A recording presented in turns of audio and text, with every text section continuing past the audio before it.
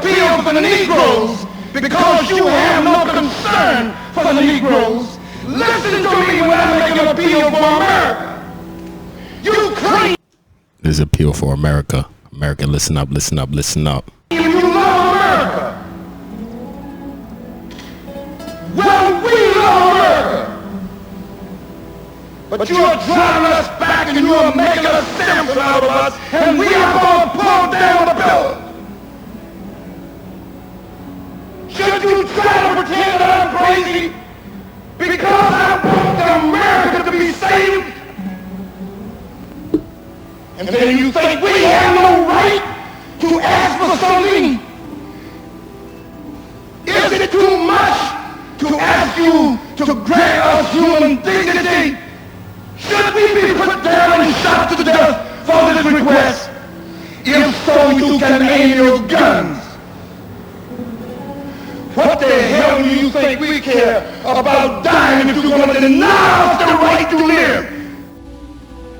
You know, this revolution is filled with so many ironies, really. First you tell us that it is manly to keep your word. Alright? If you are a man, you keep your word. And now all of the black people in this country are demanding, and even the black people in the whole world are demanding, is that you keep your word. You told us we were free. Well then, show us that we're free. You told us that there is justice and equality for all in this country. Well then, stick to your word. And let us see the justice and equality for all. Or else admit to us that you're not a man. You're a word. You're afraid of us. You're afraid to give us equal stand. You're afraid that if you give us equal ground, that we will match you and we will override you. And if that's what you're afraid of, then tell us that it's what you're afraid of. But don't keep hiding it from us and holding this up to us, and every time we ask you for something, you give us a little bit of something, and it's all tokenism. We don't want tokenism. And then most black men... Alright. Y'all know the kind of energy we're bringing today. Welcome to our podcast. We're the official Brunch Boys. Right. We're bringing that energy. We just had to... Basically, it's crazy how, like, 1960s still applies to today. Yeah. Those were speeches from 1960, and it's crazy that they still apply to 2020, all these years later. But it still applies, and that's the kind of energy we're bringing you. But let's introduce y'all to our podcast. And before we even go any further, before I say another word, just want to say let's find justice for Elijah McClain and Breonna Taylor, and just find justice for, you know, anybody who's been, all our brothers and sisters being killed in America by police. You know, that's it's a tragedy that we're still here in the times that we are, and we still got to deal with what we got to deal with. But, you know, rest in peace to everybody that we've lost. But with that being said, we want to give our shout outs to the, you know, men and women, nurses, teachers, counselors, psychiatrists, all of you. We appreciate you. Thank you. The world wouldn't be running straight without you, so thank you all. We really appreciate you guys for what you do. And also big shout out to anybody that's still fighting the fight, any of our allies, anyone, you know, no matter what you're doing for the cause. If you're just, you know, if you're donating, if you're just, you know, putting, you know, things up on your social media so people are more aware, or if you're just talking to people in your lives that don't understand what's going on, we appreciate you. Thank you for what you're doing. Keep up the good work. You're doing great. So with that being said, bro, let's start the show. All right, guys, look, I need some water to start. You guys know your order, or do you guys need more time? Nah, we're good. We're good. All right, so what can I get you guys? Bottomless mimosas. Yeah. Okay. Welcome to the official America? Brunch Boys podcast. What's good, America? I would like to introduce you to my co-hosts today and every day. To my left, Snick, a.k.a. the Nigerian Nightmare. What up, man? All right, and then you got yours truly. It's me, George, a.k.a. Showtime. Thank you for joining us again for another week. We missed, another week. Yeah. But we had a good reason, though. We had a COVID scare. So now we're healthy, and it wasn't a COVID scare, bro. It was like a COVID scare, bro. It was COVID scare. It wasn't really a COVID scare. How you doing? How you doing, man? How's your 2 weeks been, man? Because we've been away for 2 weeks. I'm doing fine. You know, it was scary at first, but you know, I'm healthy, I'm strong, and I'm alive, and I give all thanks to God, and you know, just keep fighting a good fight. All right. I mean, how's other than, you know, getting over your sickness? How's your 2 weeks been? It's been good. I've been chilling. I've been doing a lot of, you know, reflecting, you know, and reflecting on life, reflecting on goals, and just trying to grind each and every day. You know, sometimes I believe like we just do shit, like go to work, do all the things that we do without taking the time to just think and relax and just let our mind, just give our mind a break. And I got a chance to do that, and it made me put a lot of things into its proper perspective. Like, you know, I was able to reignite, you know, my drive, the light in me, and you know, I'm lucky for that. You know, I'm lucky that I could do that, and maybe the scare, the sickness was a blessing in disguise. Who knows? But I'm glad, and let's get this shit popping, man. All right. I mean, that's what's up. Glad to hear it, man. My 2 weeks I've been chilling, man. I've been relaxing. I took like a motorcycle ride to Reading, to the pagoda 2 weeks ago, well, a week ago, and yeah, big ride with a bunch of people, and I went to see my pops. Happy belated to my dad. It was his birthday on the 14th, but I went to see my pops and chilled out with the family, and that was pretty dope.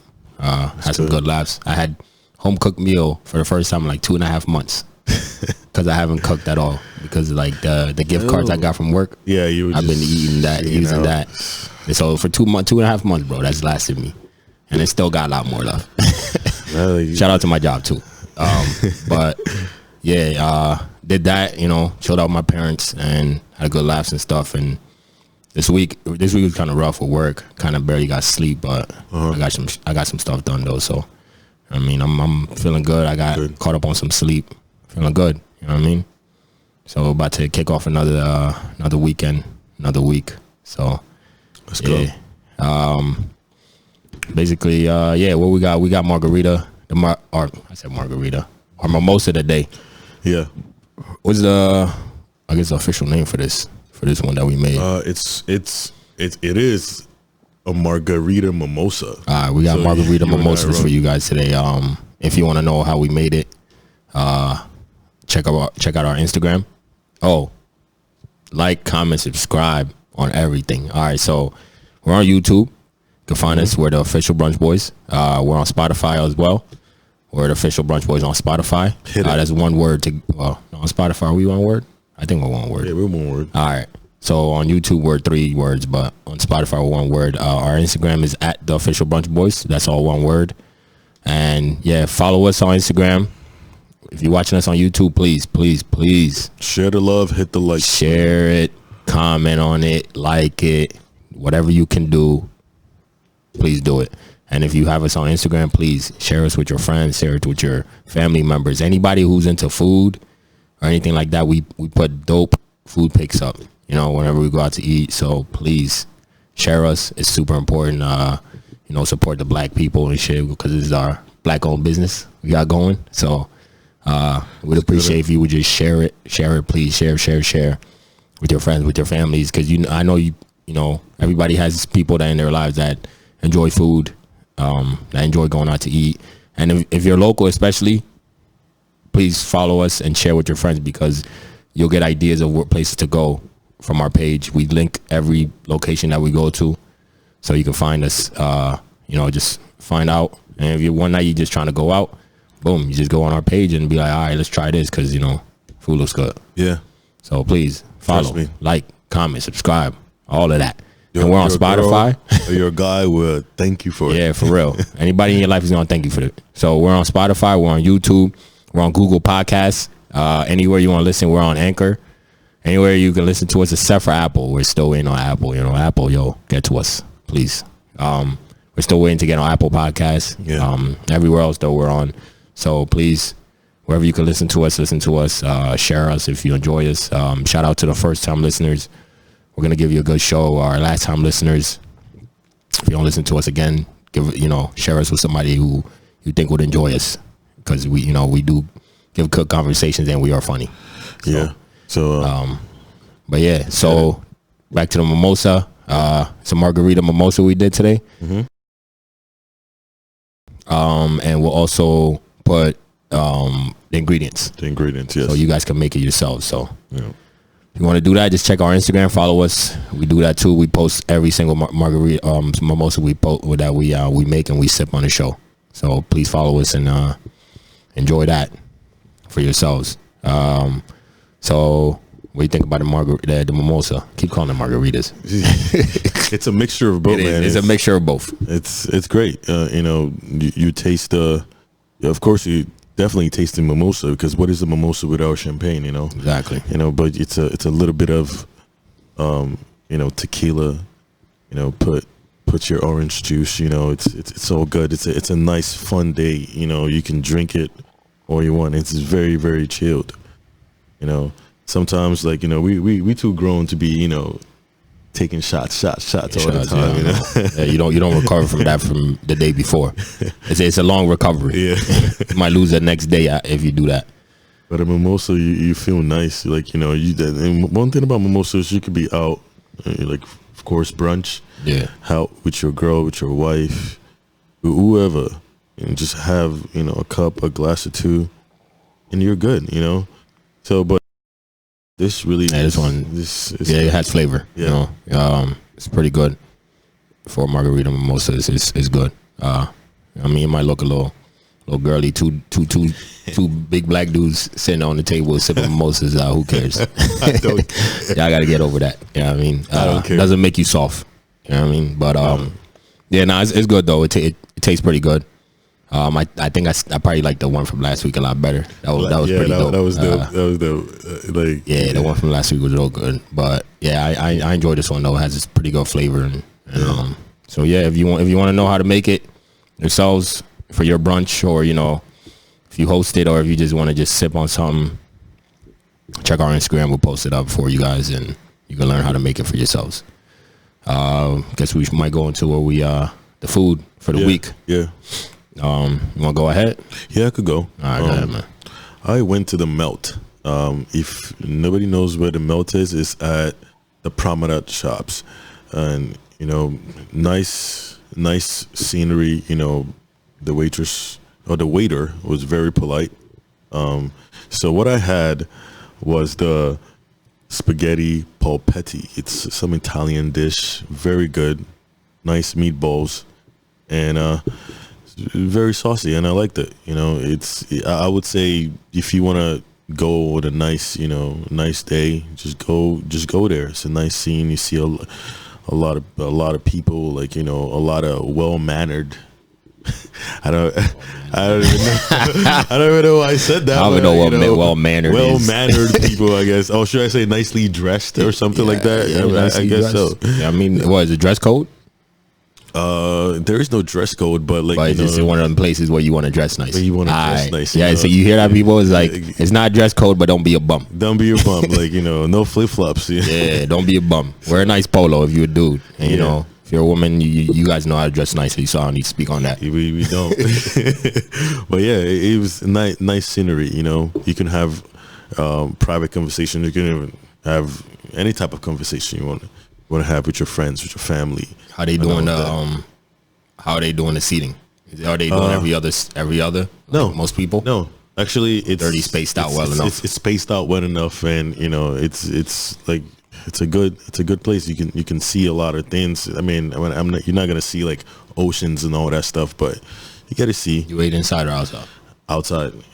I'm forever gonna eat outside until it's time to go back in. Right? Go back in. I feel. Yeah. So winter time's coming though, so it's gonna be in sooner than later. But it was fun. Yeah. Yeah. It was good. How you rate it though? Out of out of 10. How would you rate it? I would say maybe like 7.5. 7.5. Yeah. Right? You got that? Yeah. That's Melt. 7.5. 7.5. So if you want to enjoy some food, go to Melt. Yeah, it's pretty good. Pretty good. All right. As for me, went to one of my favorite spots in the whole valley, Union and Finch. A lot of people haven't heard of it. It's an it's I think it's like near like 17th Street or something. But it's Union and Finch. That's what it's called. And I went there. It's pretty dope. It's like when you're getting more outside the city of Allentown, you're getting into more the houses in the suburban area. But it's a pretty dope spot. I went there and I had what they call it's a Corquet Madame. Sounds crazy, but it was amazing. Sounds crazy, yeah. And I'm gonna tell y'all what's in it. It's rye bread topped with fried egg. Damn, I can't even mention half of this stuff on here. I don't feel like it, but it has it's bread, basically rye bread with meat in it, with egg on top, with another slice of bread under it, and some sauce on top, and then you get some fries on the side and some that's some leaves, some good. leaves to make it look pretty. Sounds good. They call it salad, but it's just leaves though. But that was amazing. That was one of my favorite spots. They have some of the best foods. The ambiance there, dope. We ate inside, but for me, it's like they have an outside too. Yeah. And the outside is really dope. They have lights. If you go at night, if you decide to go at night, they have lights on the outside. You know what I mean? You're gonna do something a little romantic with the person you with, boy, girl, whatever. There's lights outside. So like at night when the sun goes down a little bit, the lights come on and it looks real romantic, like like Lady and Tramp type shit. Oh, for real? Like, okay. It's like okay. Some nice like where you watch like a movie and it's kind of you get that kind of vibe. They have it's picnic benches outside and you kind of get that vibe at night when the lights come on, because they have like lights hanging on the wires going around. Okay, pretty dope. But we ate inside. It was brunch, so we ate inside, and inside is nice, man. Good. The one thing I'm thinking about bringing you guys to is like pictures of the decor of the places we go. I'm thinking about doing that, where it's like we walk in and just take like a video. If it's not too many people or something, I don't want to have people on video and they don't want to be on video. So if I'm able to record or take pictures of just the ambiance of the place, I'll let you guys. But when you walk in, there's like a bar on your left side. There's tables on the right, and people like taller tables. So you get the high chairs, and then you go around, and then there's more tables on the other side. So we sat on the other side, and it was pretty dope. I mean, but what I had, was the Corquet Madame. It's really good. Check out the picture on Instagram. Took some dope pics for you guys, and also they don't have this on the menu. I didn't see it on the menu, but what I had was mimosa flights. They give you small glasses of mimosas, 4 of them. So if you go there, ask for the mimosa flights. You get four different mimosas. First one is grape, then they have pine, which is pineapple, and then they have the cranberry, and then the regular mimosa, the OJ. Okay. So you ask for the mimosa flights. They're amazing. My favorite one was probably the pineapple one. I like more of the fruitier kind of thing. I don't really like cranberry, but it was actually good, pretty good. Okay. But I had the mimosa flights, and I had the Corquet Madame. So if you go there, ask for those things. Definitely ask for the flights for sure. That's on me. Ask for the flights. You won't be disappointed. It's not on the menu, so just make sure you do ask for it. And I'll post a picture of the flights too, also on Instagram, so you guys can check it out. But that place is one of my favorite places to go eat brunch. Good. And to go out to eat, period. And I have like $200 worth of gift cards from my job for that place. So I'm gonna be going there to eat a couple more times. But it was amazing. I rate that place. That's like a 9.5 for me. Well, nothing's perfect, you know what I mean? Oh, and the waitress was amazing. If you're watching, I don't know if you're watching, but if you ever get a hold of this video, thank you. You're pretty dope. But it was dope. I get it like a 9.5. That's one of my favorite spots. And they have dope ass wings too. If you're somebody who's into wings are my favorite food. They have dope wings. But that's what I went out to eat. That's my that's our brunch for the week. Check out our Instagram. We will post the pictures so you have know where to go, and we'll tag the locations for all of it. Word. Yeah. Word. So should we get into the business, the topics? Let's get into the fucking topics. All right. Hold on quick. Let me play y'all a little something. We learned your French. We learned your English, we learned your Spanish, we learned your Dutch, your Portuguese, your German. You learned our nothing and you called us stupid. That's white privilege. And I'm sure it probably hurts you to hear those two words, kind of like gunshots and explosions from those commissioned to protect you with whisking past your ears. What is white privilege? It is the only 5 decades of legal acknowledgement expected to correct 400 years of white transgression. It's crack versus cocaine. Blacks receiving almost 20% longer sentences for the same exact offenses, like for instance, a black man without a record is less likely to get a job than a white fellow, or maybe it's because we're lazy and we don't work hard enough. Like, what the fuck, 400 years in the same field literally is an incredible resume builder. It is Katrina answering the government's prayers of eugenics, dictating going fishing the next day, Condoleezza on a shopping spree bush in San Diego. But Kanye is the one you call crazy because, like, it only took the USA 2 days to get aid to Asia, but 5 for FEMA to get to Canal Street and Esplanade as the one black kid who beat the shit out of the odds, but only thanks to Sandra Bullock, Michelle Pfeiffer, and the White Shadows. Now we all can make it. This is the only time thousands of white people are cheering for the black kid to win in the stadium. This It is you stadium looking at me deserves. crazy if I told you to go back to Europe, even though we didn't have a say. It is you, all of a sudden, having a problem with immigration. Like, this isn't even your nation. How the hell do you discover some shit that wasn't even missing to begin with in Columbus our traditions? Had white girls twerking in high definition, multicolored hair, purple nails, but it was ghetto when we did it. Oh, I make you uncomfortable. Try a cram slave ship, but wait. Slavery is over now. It's just called the prison system because, like, you're not racist because you don't use the N-word, but y'all use niggas every day. What is white privilege? It is the acceptance of bombs over Baghdad, but not over Boston. This is European history being taught as a major and African as an elective. It is learning about my people only 28 days, like I'm not black every fucking second as every white boy. But the fuck my braids out, not because I'm pretty, but because I'm pretty for a black girl. Is people thinking that Africa is one nation, is the waving of the Confederate flag like you moved the battle and telling us to get over slavery. It's people say that black people destroyed neighborhoods, but forgetting that white people have destroyed continents. Is every time I bring up my plight, so the white man has to tell me that I'm crazy, but it's hot enough to praise my English or say that we're all given the same opportunities, even though he has a family history of wealth, and I don't even know my family history at all. Is the justification of police brutality, like what that person do.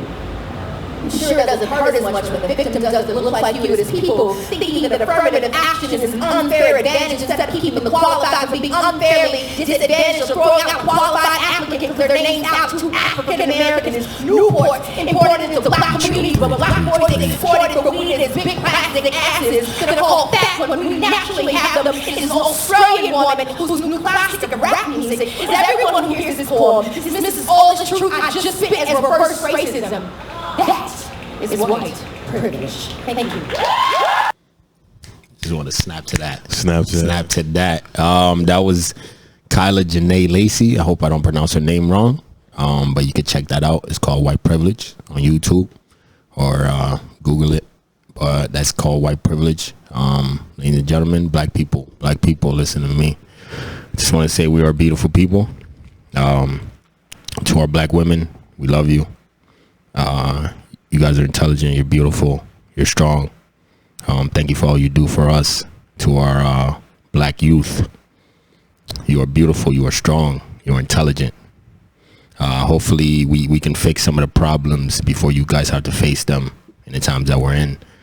To all our men, we are strong, we are intelligent, we are proud people. And to white America, we're trying to just have you guys understand, you know, what we're going through. We're not asking for too much. We feel that we are just asking for what is just, you know, common sense. You know what I mean? Yeah. And to us, it's just what any person in this world should just be afforded is just being a human. You see, you know, some people, they say, you know, I have a black friend, you know, so they understand. But have you talked to your black friend about their the things they've been through, or their situations they've been through with cops, or what their parents have been through with cops over their years?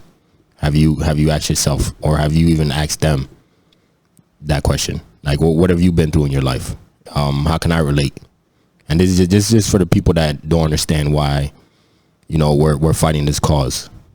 Because to us, this goes when you guys see, somebody being killed, a George Floyd being killed, or anyone else being killed by the hands of police, and we're in uproar, and you guys be like, but why do you have to go about it like that?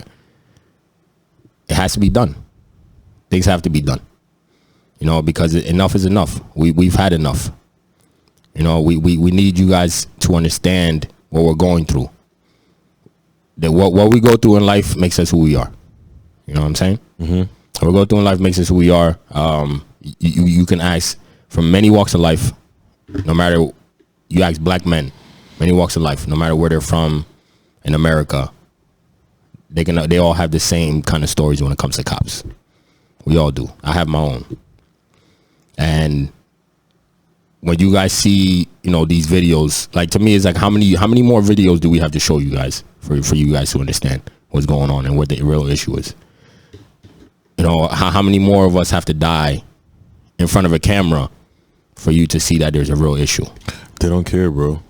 Like, they don't give a fuck because it doesn't affect them. But that's the problem. Talk to your so-called black friend that you have. Talk to them. Ask them about their situations with cops. Ask them about their parents' situation with cops. Ask them. Ask any. Just get informed, because I have friends who can be like, oh yeah, George is my black friend, but they don't know the situations I've been through with cops. But when I do talk to them and I tell them, they're like, oh, I didn't know. That's always what the response is. Oh, I didn't know. That's crazy that you guys still have to go through that today in this time. Yeah, but like, let me say something in the sense that, I know that dynamic, but they can't walk in the shoes, because like, that's not in their, at this point, that's not even in their DNA. It doesn't matter, like, if it's not your DNA. They don't understand, just be a human being. That's what we're asking you to be, is a human being. And when the difference, I'm gonna lay it out for you guys that don't understand the difference. When you watch somebody get killed on TV, on a computer, on social media, a black man get killed by a cop. What you guys see and what you feel is, oh, that sucks. That's sad. Mm-hmm. I feel for the family. All right. But when us as a black man, what I see is that could be me. That's a difference. When those videos are shown, there's the difference right there, is that could be me. Whereas you look at it and say, that sucks. That's, I feel bad for him. Yeah. And we need people to just understand, we're not asking for anything crazy here. We're asking for police to stop killing our unarmed black men. The way that we're treated, they fear us. No, but like, in that light, for them to even understand, it has to happen to them. But it shouldn't get to that. No, like, it's a humanity thing. But that's the reality, though. It shouldn't get to that. It has to happen to them, because even on a different situation, I've seen instances where someone could be crying to you about something, and people not even empathize on what it is to even not have food to feed yourself. Some people can't even empathize on that scale. Now tell a people or a race that has not been brutalized, that has not been a victim of police brutality, to try to understand.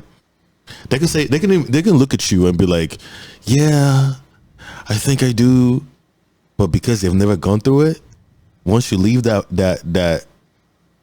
once you leave their face, it doesn't resonate to them. I know. Like, I know, and they would have to literally go through that for them to be like, fuck, I understand what these people are going through. But that's a problem. That is a problem. It shouldn't get to that. It should be a human thing. Like at this point, it is a human thing to look at it and be like, that is wrong. Just plain and simple. I understand. That is wrong. What is wrong, and what is right. But the human nature is survival. And if, like, you have to understand, this is not like, I know you could come with the people that are gonna come with bullshit. I'm gonna go, okay, black on black. Okay, well, let's address that real quick. Black people. It's a demographics issue. That's demographics. Yeah. Is who you live around. But there are white people that are gonna come at you and be like, oh, okay, what about black on black? The black on black is a demographics issue. And it's who you live around. The majority, if you live around the majority of people is your same race, the crimes that happen is your same race. Now you could look at small towns in America that's majority white. Yeah. Who's committing the crimes against who? Yeah. It's a demographics issue. Yeah, that's a problem that we do have. Yeah, especially like, places and stuff where the inner city. That's a problem we do have. But to me is you can't tackle more than one at a time. Let's tackle, the cops are supposed to be, the protectors. They're supposed to, de-escalate situations. That's their job. I know you say that, and that's what is probably plastered about. Oh, nah, actually, yeah, no. But I don't really that's think the thing that's too. what he... That's the thing too. With all this tragedy going on, the beautiful thing is that we're getting more educated about Black history than we've ever been. You know what I'm saying? Like in school, you get the month. Yeah. Where you don't really learn shit. Yeah. But now, we have the ability to go online and watch old videos. The videos I played earlier, when the podcast first started. Like, we have the ability to do that. Go back and look at our own research. And like the police, when they used to have like night watch. That's what I looked up stuff. Yeah. So they used to have night watch where it's part-time kind of volunteers. They will use the funny thing is they will use criminals. Keep going. They will use criminals sometimes to basically watch, and people were falling asleep, so it wasn't like something that was working really. So then that turned into in Boston. Mm-hmm. That's when the official full-time police, this is from my research, but full-time police was in Boston to protect from shipping and stuff. But when it went down to the South, they were created just to round up slaves that ran away and to stop any uprising from the slaves. You know what I'm saying? And so from all those years, you telling me that they slaves for all those years, and that now that still doesn't take effect? Like they completely got rid of those kind of people in there. Of course not. When their great grandparents and grandparents and all were doing all that. Of course not. You know what I'm saying? Like and I've been seeing so many things I didn't know, like sit-ins and stuff. I didn't know about sit-ins that Black people did back in the day, where they sat in restaurants because they weren't getting served. They sat in white restaurants. Oh, dude. They weren't getting served. Yeah, it was that. And people were talking about, even though I saw one video, this woman was talking about, even though they're sitting in the restaurants, and not non-violently, it is still the most violent. That's what the woman said. It is still the most violent, even though they're doing it non-violently. It's still the most violent because they are in the property that they shouldn't be in. Yeah, that is crazy. It is crazy, and that is, all these things are not too long ago. That is not too long ago. It's not. So people, and that's the one thing too. 9/11 was an attack on America. We all felt that. We're all together, and we never forget that. But we say we never forget that. But they ask us to forget slavery. How? Impossible. How? It was attack. That's an attack on people too. That was an attack on people. Yeah. That was an attack on America. Yeah. So how is it? Don't forget 9/11, but we forget slavery. The systematic racism. You guys should get over it because we didn't do it. Yeah. Our parents did. Our grandparents did. Nah. If we can't forget 9/11, we could not forget slavery. We will not forget. We'll remember both. Yeah. Because those were both attacks. Like I said, even the systematic racism is still an attack, because if you create a system to uplift one and to oppress the other, it's an attack. And that's the thing. Is most things are white owned. Yeah. Most things, we're lucky to have started our own Black business. Yeah. But most things in America are white owned, and to me it's crazy to oppress a race for so many years and then give them a quarter of the time to find their way out of it. No, like that's nuts. The way I see the common sense of it doesn't even make sense. Wait, the way I see it is the first question you ask is why, and then you start diving into like maybe there's something to this. Maybe there's something to this reason, because you don't like, for example, if you see a weak man, do you target the weak man? You don't. Like, that's even a weak because thing to do. A weak man, he's like, it's just weak, because like at least you should protect the weak because it's more vulnerable from being attacked, right? But what we have is you're born, find your way out of the situation you're in. That's what we have as a black people in America is, you could be born in the slums, find your way out. Yeah, there's a system. We have a system that don't give a fuck. Like, you're talking about like the police officers and other stuff, and don't forget there was a KKK. Yeah, I know. And at some point they fear us, bro. No. At some point they said, there is no KKK. So those members of KKK, you don't think they? Yeah, they were in the police. They've been in the police. Even now, in Cali, when they found one of the officers spoke out about the police having like a gang inside. Yeah. And they're all tatted up. Yeah, I should have had the name, but it's a gang inside the police against them. It's where minorities are not allowed to join and women are not allowed to join. Yeah, it's they. That's crazy. Their own creed. And that's the thing is you could ask any black man, woman from around the country, and the crazy thing is that have had encounters with the police. All our stories are similar. Yeah. But why is that? And you people don't find that as an issue, that all our stories are similar, but we're all from different backgrounds. No, it is an issue, but I feel like information and knowledge could kill all this stuff. Like, I'm not saying it's gonna stop it, but how many America? We're tired. We're sick and tired. How many more videos do you need? How many more of us need to die before people could be like, all right, there's a problem here? To me, change the laws. The laws need to be changed. These officers need to know the same way we know when we commit a crime, is that there's repercussions for it. Yeah, you're gonna get locked up. Yes, you're gonna go to trial. Yes, we know that. Make the law so that these officers know that same shit. Yeah, because they need to know that you can't just be doing stupid shit like going to shoot a man in the back while he's walking into his car. No, like, I agree. And when it comes to like doing the police, like, police reform and everything, I'm for that, because it's all fucked up. Like, you have police officers that are scared of black men and scared of situations, and our prayers go out to Jacob Blake, paralyzed. Hopefully he's not paralyzed for the rest of his life, but our prayers go out to him and his whole family. Yeah, sure, for sure. Continue. Definitely. Sorry. Nah, like, it's when it comes to a black man and a police officer, like, obviously we know now that they are scared of black they're scared men. of us. There should be what's it called?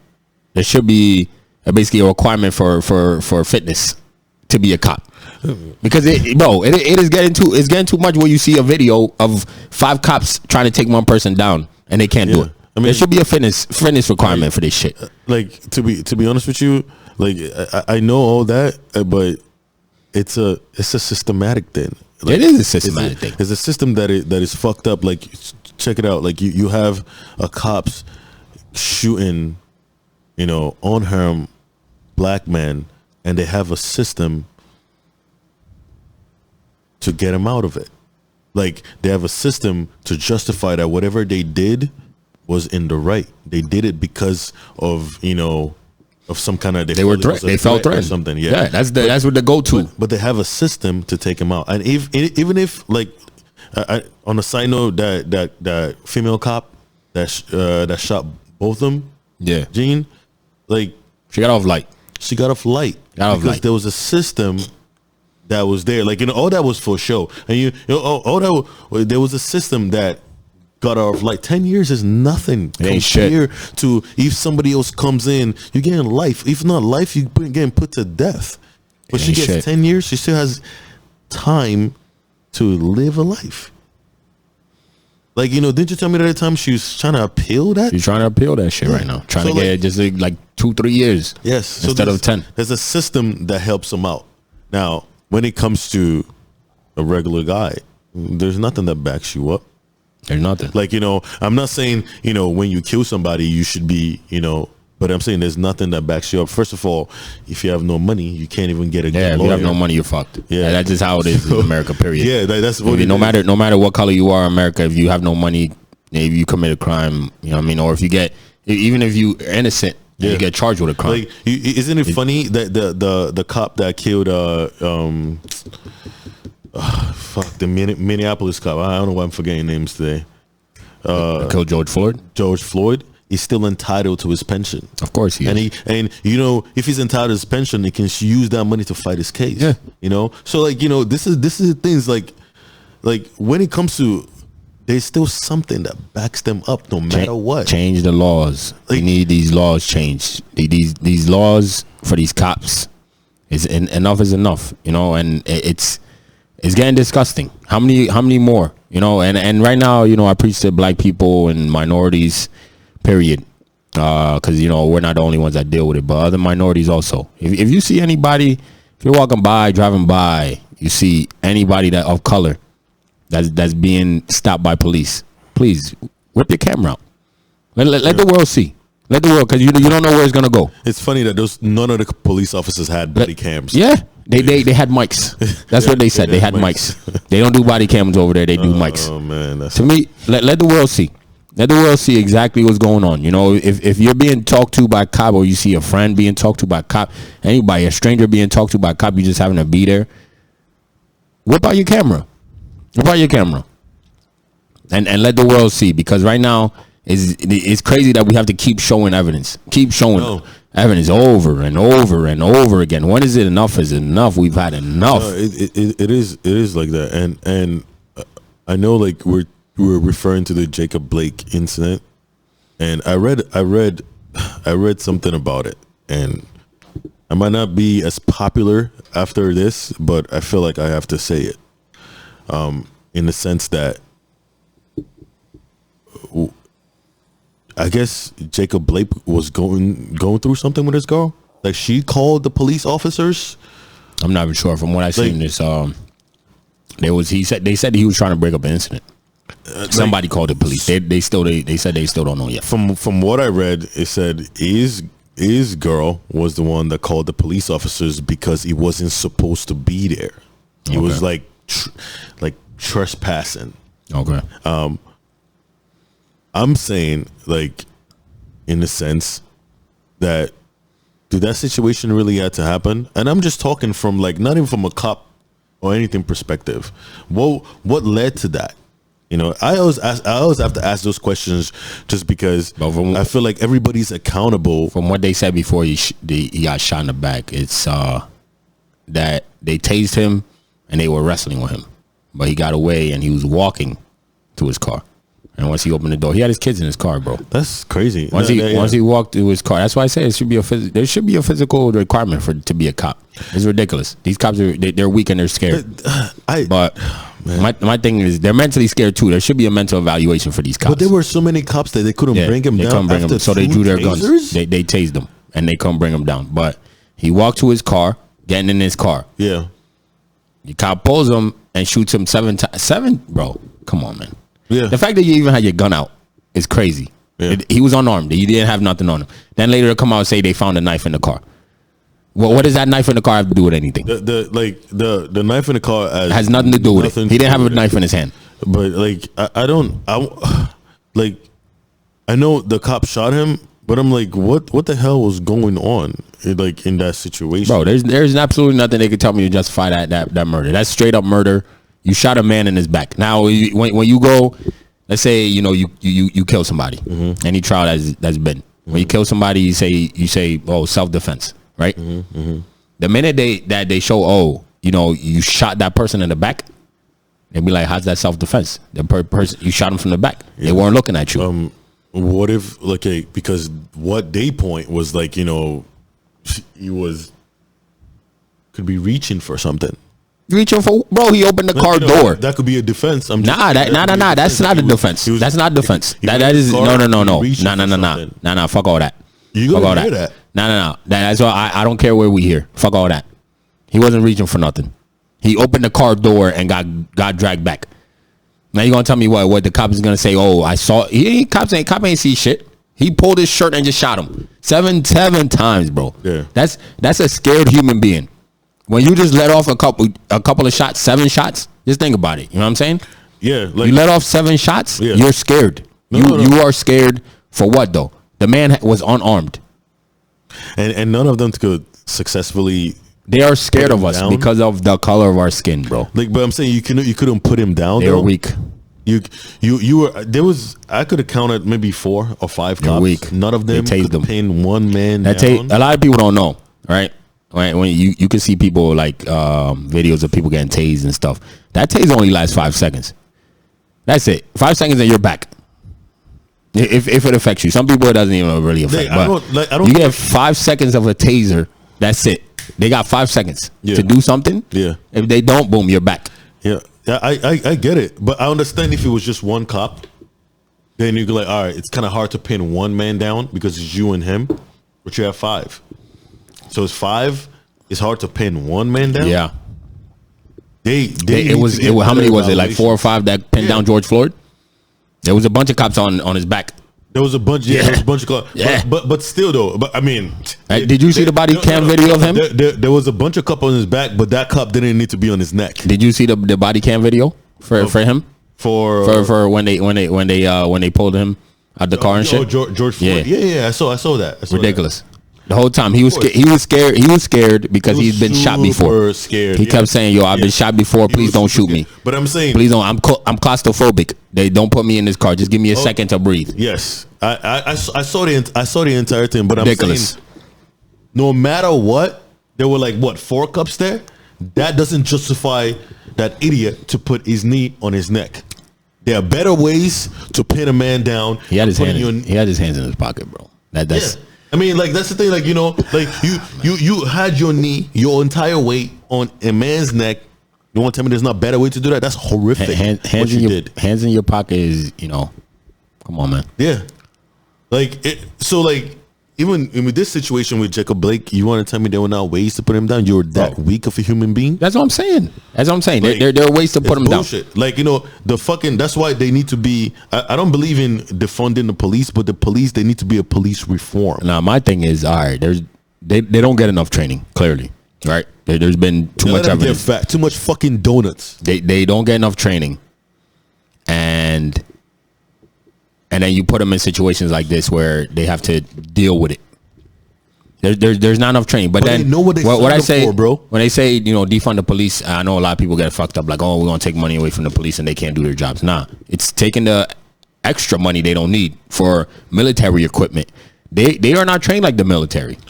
Why do they need military equipment? Why do certain places need tanks? Why do they need certain things from military if they are not trained like the military? These cops. That's where you need to defund. They get training, bro. Oh, I know. If your IQ is too high, you can't be a cop. One thing is like they don't want to, like, it's like a us against them type of mentality. It's not like we are there to protect and serve and be like a liaison to like solve community problems. Like, for example, it's a problem. Like, I have a problem with my girlfriend and they're like, sir, maybe you need to chill out. Maybe you need to go and chill out for a little bit. Man, maybe you need to go. But they don't do that.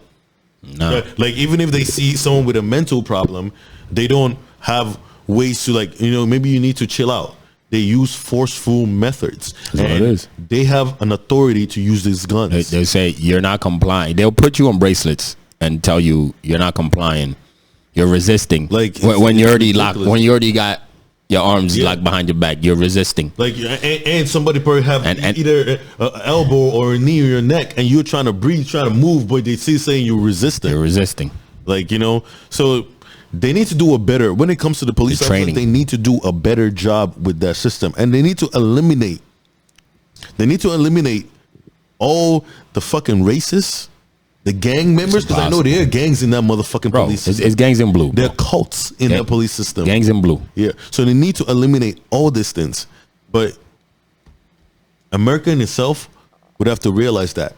And white people in themselves, we have to realize that. And not until this start happening to white people before they start seeing like, okay, yes, these things need to change. Because they know, they understand that if it happens to a lot of white persons, there's a lot more that are going to come out. It's not though. But it's not. That's the thing. It's not. And the gangs, you know, if anybody listening, they you know, they want to know more about what we're talking about when it comes to like the police gangs, the gangs inside police. Just look up in California. There's the LA County. They were called the Executioners. It's a gang inside the police. They had tattoos, just like regular gang members do. They had tattoos of their gang. Look at the name, bro. And women and minorities were not allowed to join. Look at the name. You know? And they're called the Executioners, and they all had tattoos. So, to me, is a gang's a gang. A gang's a gang. No matter what they're wearing, a gang's a gang. It's a gang. And certain people are not allowed to join. You know what I mean? Look into those people's background. Look into who they've arrested. Yeah. You know? And it's just enough is enough. We've had enough. You know, when we look at these things happening, it's sad, but then also it's just, it could be us. You know, as black men, it could be us. I could be stopped today and boom. It's my first thing will be, yo, please, I don't want to die today. No, like, but see, like, and this thing has been going on for years, even before we were born. Yeah, no, for sure. With the social justice with Martin Luther and Malcolm X. Yeah, and they say they say, yo, do it the right way. You know, just, you know, do the protests, don't do the rights. Listen, Martin Luther King tried to do it the right way, that you guys call it the right way, and y'all killed him. Do you know Martin Luther King didn't even live to be 40 years old, bro? They killed him. He didn't live to be 40 years old. He wanted to do protest. They killed him. That's they killed him, bro. Yeah. You know what I mean? Yeah. And he was hated. He was hated by most of America for calling for protests. You know, nonviolent protests. He was hated by America. Majority of America hated that man, but yet they'll be like, "Oh no, don't do riots." The riots are necessary. They're necessary. Yeah. You know, burning down things, this and that, people getting hurt. Yeah, you know, it's bad and it sucks, but it's necessary. It's a necessary evil. You cannot control. That's the thing. You can't control the majority. All right. To me, as America gets mad, it's like, all right, there's the riots, blah blah blah. Most of the protests were silent. They were nonviolent. Yeah. Yeah, a lot of nonviolent protests. Way majority. But like way majority. It's not even close. Like even with the way majority. I have a problem with that because I've come in. The more I see videos of the protests, it's like I'm seeing more white people, and they're the one inciting violence. Yes. And also, that's the thing too. What I would rather see the people that he represents. Yeah, but shout out to the allies because, you know, we appreciate them. But yeah, my thing is not about ally, bro. But my thing, no. My thing is fucking ally. My thing is, no. Of course, no. But a fucking disease. No. But like some of the opposition have their own people in the marches and the protests.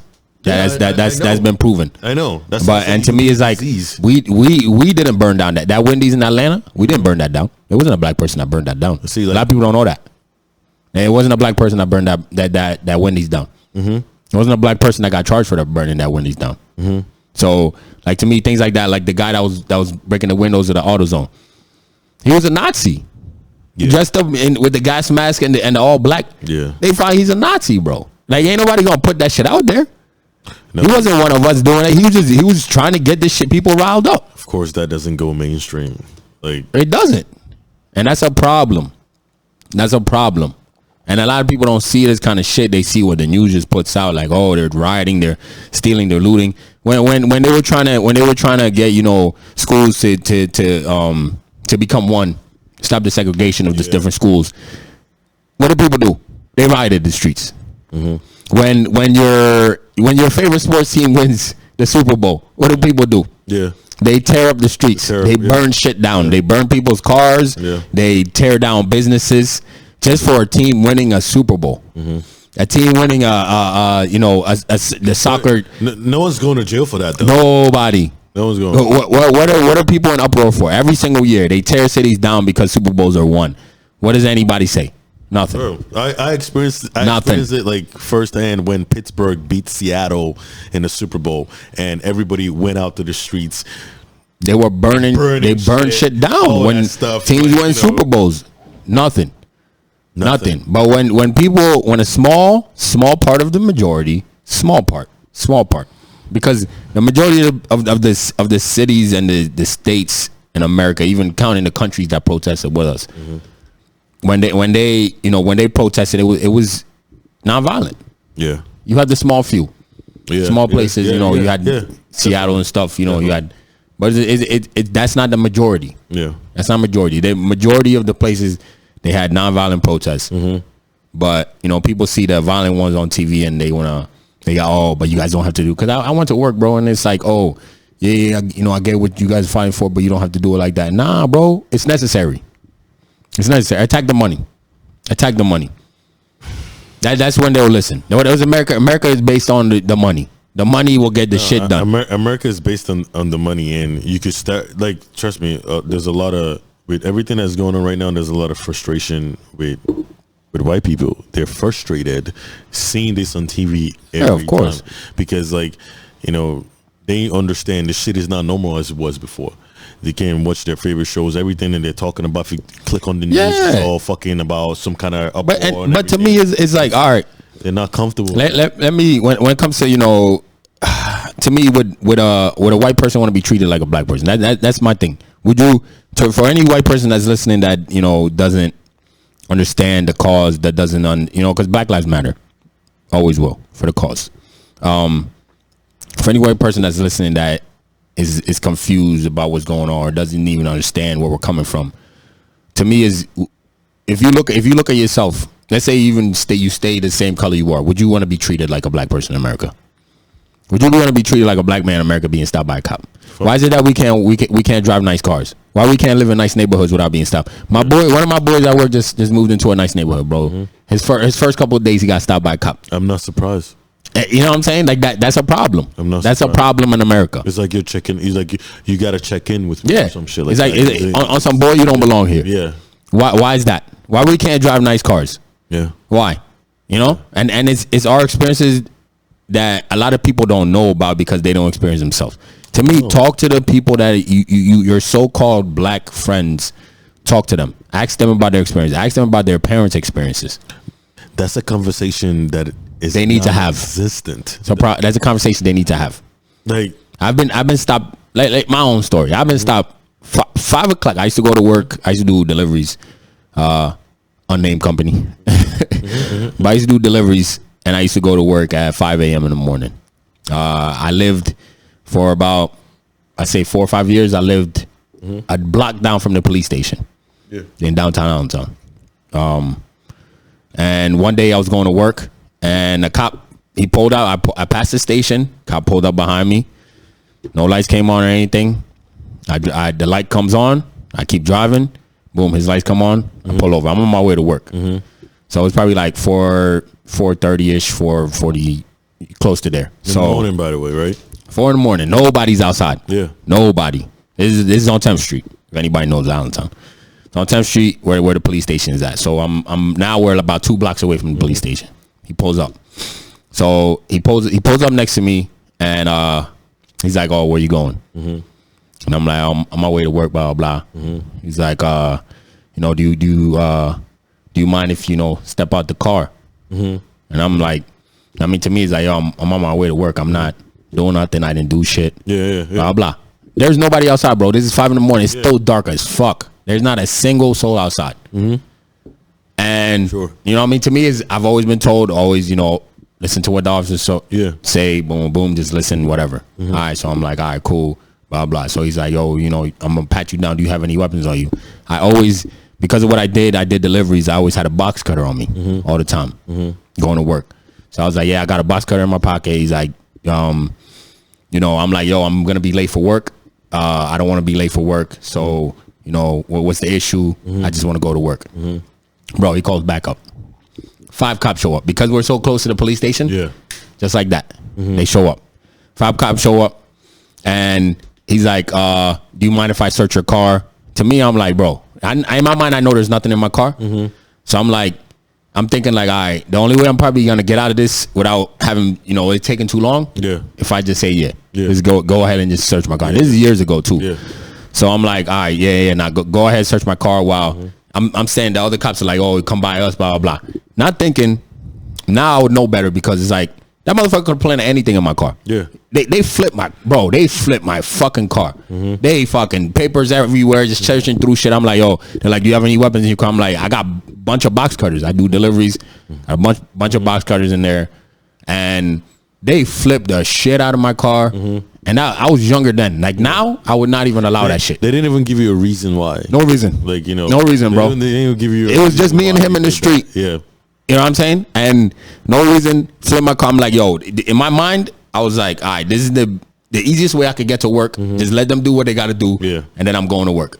Yeah. They're sitting there chit-chatting with me while 3 cops are searching my car, flipping the shit upside down and shit. And then they come out, they didn't find shit. So they're like, all right, you know, have a nice day, blah, blah. Thanks for letting us search your car. And to me, like now, today, I would have been like, fuck no, bro. You cannot do that shit. Yeah.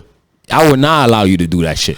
No. Where the fuck is your warrant? What reason do you have? Yeah. Back then, I was younger. Was just like obey the law. Whatever the cops say, that's just what you gotta listen to. You know what I mean?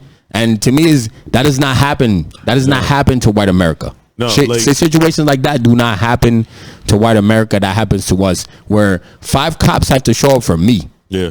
At night. Where if anything would have happened in that situation, bro, there was nobody outside. There's literally, it's dark as fuck. It's 4 a.m, dark as fuck, nobody outside to even be like, if anything would have went down, if they would have been like, yo, we found, you know, they playing some shit on me, there's nobody there to vouch for me. There's not a single soul. And I'm about like, you know, 30 feet behind my car with other cops, and they're trying to chit chat me down. Act like it's nothing. They're talking to me like, oh, so you know what do you do? You know, I'm like, yeah, I make deliveries, blah blah blah. Oh, you know, I'm like, yo, I'm about to be late, man. I gotta get to work and shit. They're like, oh, you could just tell them that, you know, the cop stopped you and they should be. I'm like, nah, man, my job, they don't play that shit. I gotta get to work. You know, like, can you tell them to hurry up so I can get to work and shit? That's to me, crazy. That doesn't happen. That situation that we go through, white America doesn't go through. No. Being stopped for no reason, bro. There has to be a reason before they are stopped. You just stop but I was younger when I was just like, all right, you know, it just do what you have to do so I can get to where I gotta go, and that's it. Then you call 5, bro. 5 cops showed up. 5 cops for just me. That's it. Without them giving you a reason. 5 cops just showed up. You know, your with just me. Registration was out or something like that, or like your light or nothing, bro. Nothing. Yeah, and people have to be careful because nowadays this cop can plan something. I've watched videos, so you can't say like that doesn't exist. Yeah, nah. There's the cop in Florida. Videos. The cop in Florida that they found, he planted things on mad people. It wasn't even any race. He was just planning mad shit. Dirty fucking cops, man. There's dirty cops out there, man. You gotta watch your back. You don't got no right to search my shit. I ain't letting you search my shit. You have to have a reasonable or beyond a reasonable doubt before or suspicion that this person is doing something that is, you know, illegal or nefarious. But if someone say they're going to work, you check their license, registration, everything is legit, let them go on your fucking way. You know, you searching the car, flipping it and all that, that's so unnecessary. You know, as far as I'm concerned, you're fucking wasting your fucking county money. Yes. Fucking doing all that shit.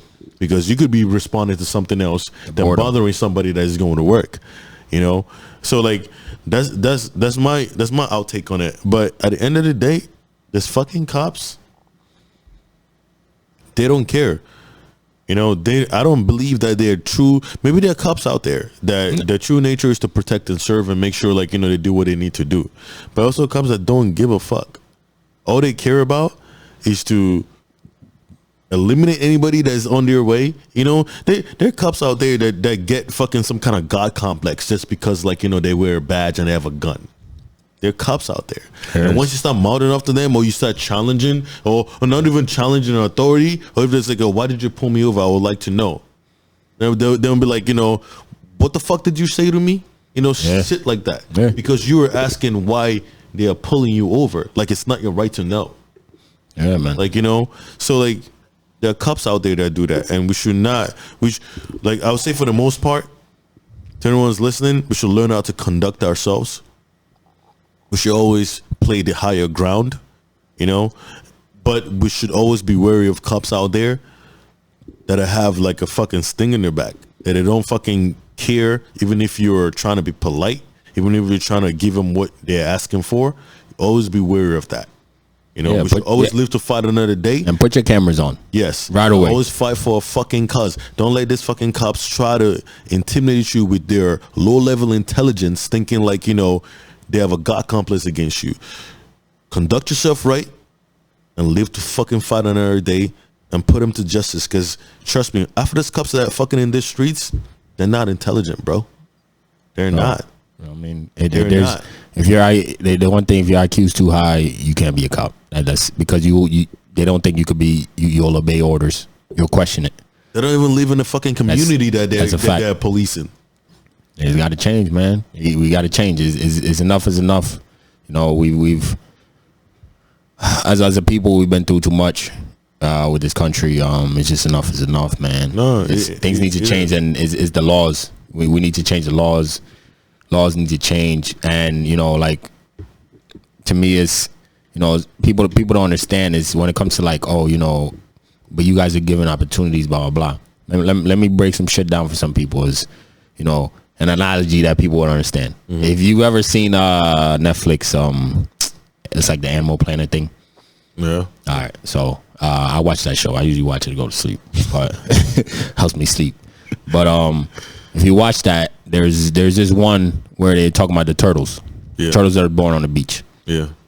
So it's an analogy to black people where I find this, it kind of works. Where it's like when you're watching it, the turtles, they're born. They come out the sand, thousands of them rushing to the beach. To the ocean. Yeah. Thousands of them runs to the ocean. Now you can use that analogy as a whole bunch of black kids being born in the U.S., right? Mm-hmm. So as they're running to the ocean, and you think, they're all going to make it and shit. You're watching it, boom. All of a sudden, predators start coming out of nowhere. Yeah. Right? And that represents the obstacles and the situations that we as black people have to deal with in America.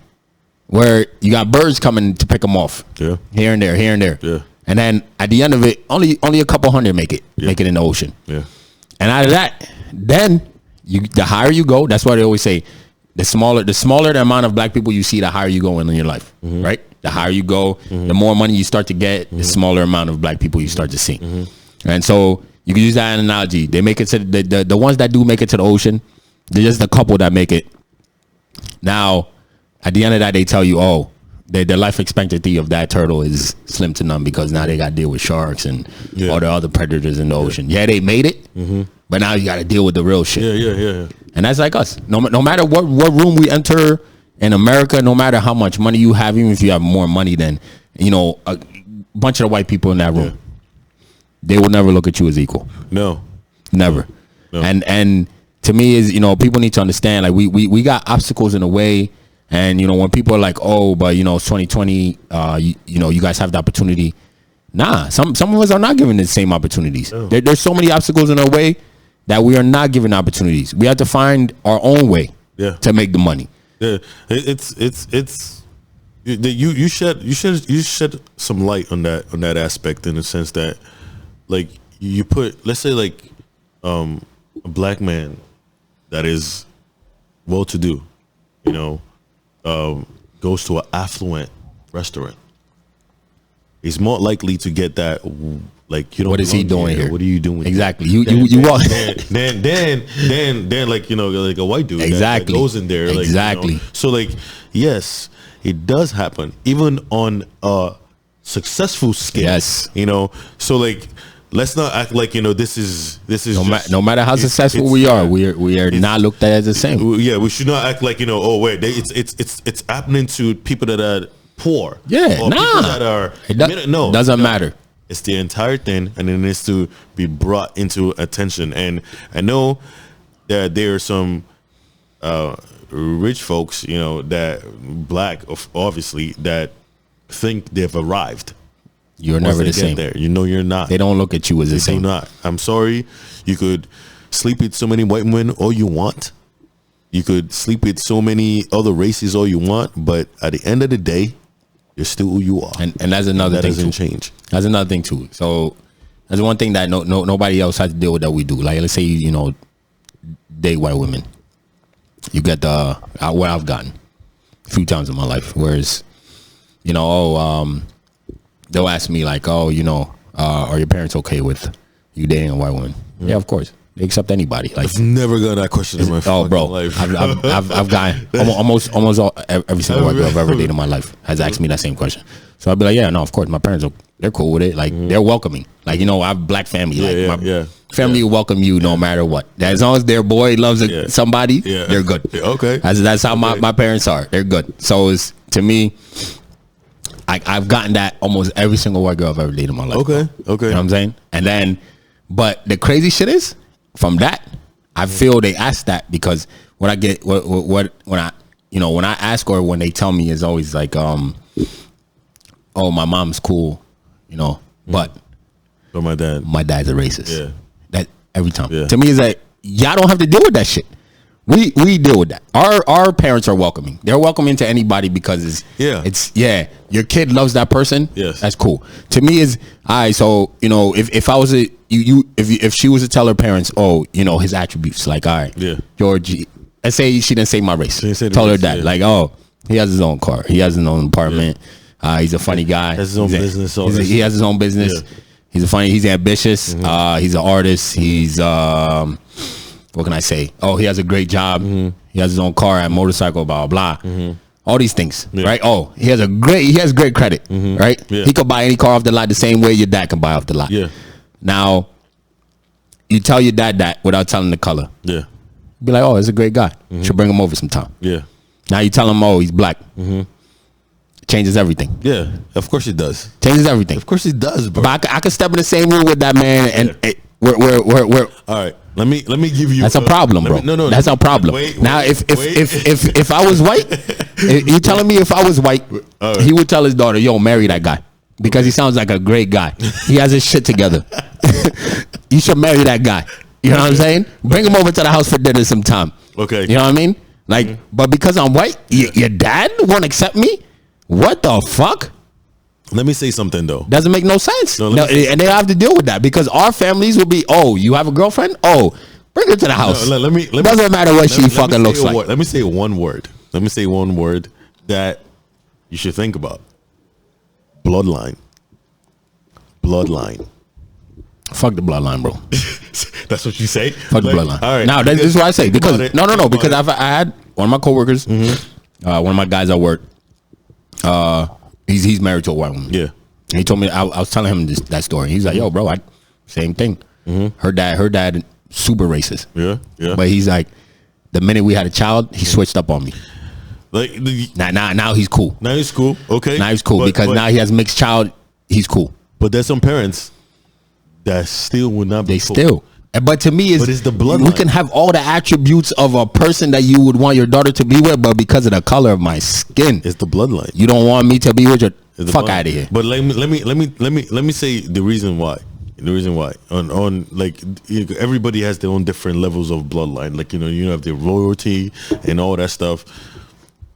But I would say why I see it most when it comes to middle class and all that stuff is who's the dominant race in this country. I hear that. Okay, so like maybe the father's thinking about this, but the father's gonna be cool. Now my grandchild has to go through struggles. No. Because but that black dude has all the attributes you would find great in a white man. But at the end of the day, but because he's not white, struggle 2 times more than if he was white.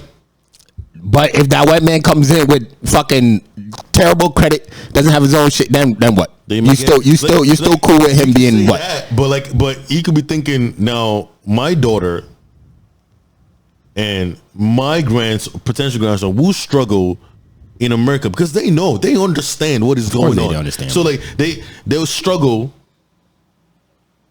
because like it's either God knows if he's gonna be more gravitated to his father's side, where like he shows more of his father's attributes, or of like being there's some mixed kids that they're more white than mixed kids are beautiful. Any race mixed. No, they're beautiful, but we're talking about attribute, personality, what he hold them strong. There's some mixed kid that gravitated to more of their father, and sometimes one of their father depends on who they hang out with. Stuff. I recently was in the restaurant and there was grandparents. Yeah, and the kids were half black. You could tell. So the grandparents were white or black. They were white. And their kids were mixed, half black. But you could tell there was two granddaughters. But you could tell their actions. I'll say they kept looking at us. I know, but I'm just saying, like you could like when it comes to this girl, depends on what family they hang out with. They'll gravitate to that. I could say culture or something like that, or the way of life. So like some parents could fear that, like okay now. For what? Could fear their bloodline being tainted. Nah, it's not tainted. There's no tainting. There's no tainting. This is not. We're not putting oil and water. We are water to your water. This shit is real. We are water to your water. We are not tainting. We are not oil to the water. We are water to the water. That's what we are. You pour it in the same glass and it looks the same. It tastes the same. I'm from. We are water to the water. I'm from Nigeria. And we have tribes, and tribes don't even marry other tribes because of that. Now you're not tainting shit. Even excessive when it comes to race. Ignorance. That's what it's called. Ignorance, bro. Yeah, of course. Ignorance. It could be. Of course it could be. Complete ignorance. And ultimately, it is. But if you have a white father that doesn't want her daughter to marry a black man, because even though he has all the great attributes, it's because of the dominant race. Fuck all that. Is what is more dominant. Because trust me, let me see. If the black race in America was more dominant and the white race was a minority, and she was like, "Oh, father, I saw this great black guy with your attributes," father would be like, yeah, let's get this done. But if she tells that.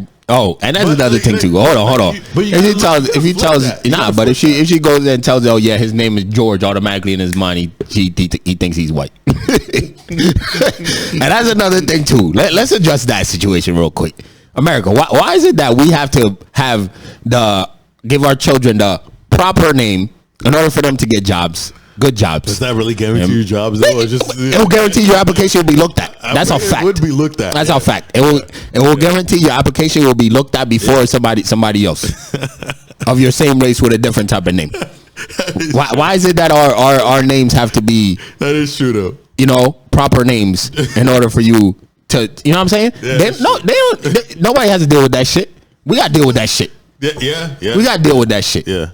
You telling me at a beautiful moment when your child is being born, you have to think about, damn, I gotta give him a proper name that the head of the freaking business will look at his fucking application and be like, you know what, let's pick this motherfucker so we could give him a call for an interview. That's what you're telling me? You know what I'm saying? That's fucking ridiculous. That is ridiculous. That's ridiculous. That's ridiculous. When you say it out loud, it sounds stupid as fuck, but that's what we got to deal with.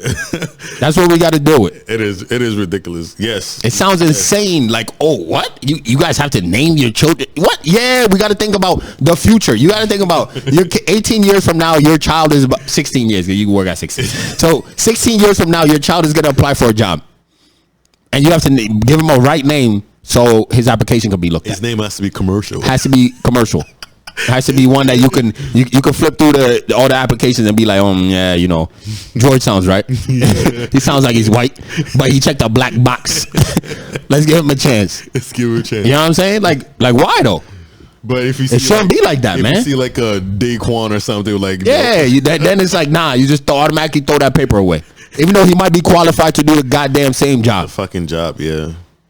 That shit's crazy. That shit's crazy. Like you know what's funny? Like so, during lunchtime at where I work, and I was talking to, because I be trying to incite certain things. So like, my thing was when it comes to like, you know, people that are working, like, you know, when you're like when you're a foreigner, and you come to America to be an employer, not even an employee, like you're allowed certain citizenship, certain rights, you know. So the white program director, she was like, I don't even know why these Spanish people come here and looking for jobs. I'm tired of this, right? And she didn't like, she said it, but she didn't like, you know, she didn't watch her words, and she forgot that she was saying it in front of minorities around. It was crazy. It's to me, it's not what they say in your face, it's what they say at home when, you know, nobody's around. That's the problem. Yeah, you can be, you know, like when we get the, I've gotten this all my life is, oh, you're different. You're not like them. If they make a stupid ass comment, it's like you're different. Yeah, you're not like, nah, motherfucker, I am them. The only thing that separates me from them is my situation. You know what's fucked That's the only thing that separates. And those people are my family. They are my friends. Yep, they are me. Yep. Do you know what's fucked up? The reason I think she assessed that co-workers were Africans.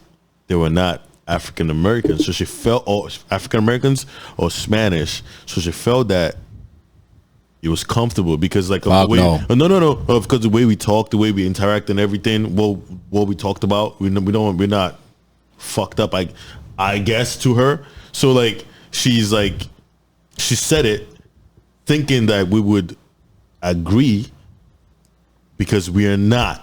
And I'm looking at her like, you're out of your fucking mind. I am minority. Minorities are me. No, because you could talk about, like, think about it. Like, we had to tell her that they're Americans that moved to Africa because it's cheaper for them.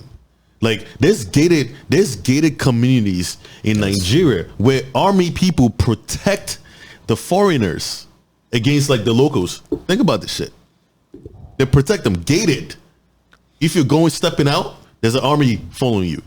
These are Americans moving because they know their money's worth it over there. Their dollars is worth it over there. The old castles, bro. They have golf courses, bro. Yeah. They have supermarkets in a gated community. But she's mad because Spanish people are coming. Yeah. And I'm like, that's pure ignorance. Purely, bro. Like, I'm like, purely. There are many Americans that move to other countries for a better life. You think everybody's just coming here? People, it's natural for a human being to move to another country to find a better life. To find better. You move somewhere to find better. There's a lot of people. People move. You know, our people move from Africa. They go to the UK. Yes, for years, better life, bro. For years. It's you know, have family in the UK. Nothing, yeah. And it's, you know what I mean. You're just searching for a better life than what you have. You know, your parents. They'd be like, oh, you know, might send you away to go live with other family members. Yes. Go for a better life. For a better life. You know what I mean? And just treat us like humans, bro. At the end of the day. But to think other people are coming to, like, take your shit? Which is nuts. To, like, influence maybe, oh, you scared like a Spanish dude was going to be dating your daughter at the end of the day? That's what I'm saying. I had a... Like, let me tell you about that. Yeah, I had what is the scare? I ain't even going to share that shit. Like, what is the scare? You know, at the end of the day, you know, your race, the way I see your race is the dominant in this country. They're the one, you know, with the parties, they run everything. They run everything. So what are you scared of? Change the laws. They're scared. The cops are scared of us. That's the problem. We have a problem with police being scared of us. When it comes to, you know what I mean, let's get into the kid that shot somebody in the head and shot two other people. Yeah. When it comes to that situation, is he shot people, and you know the videos I've watched, he shot the dude in the head. He was on the phone with somebody saying, "Oh, I killed somebody," and he's running. Mm-hmm. And they caught up with him, and then, you know, they tried to beat him up in the street, and he shot two more people. Took somebody else's arm off, and he killed somebody else.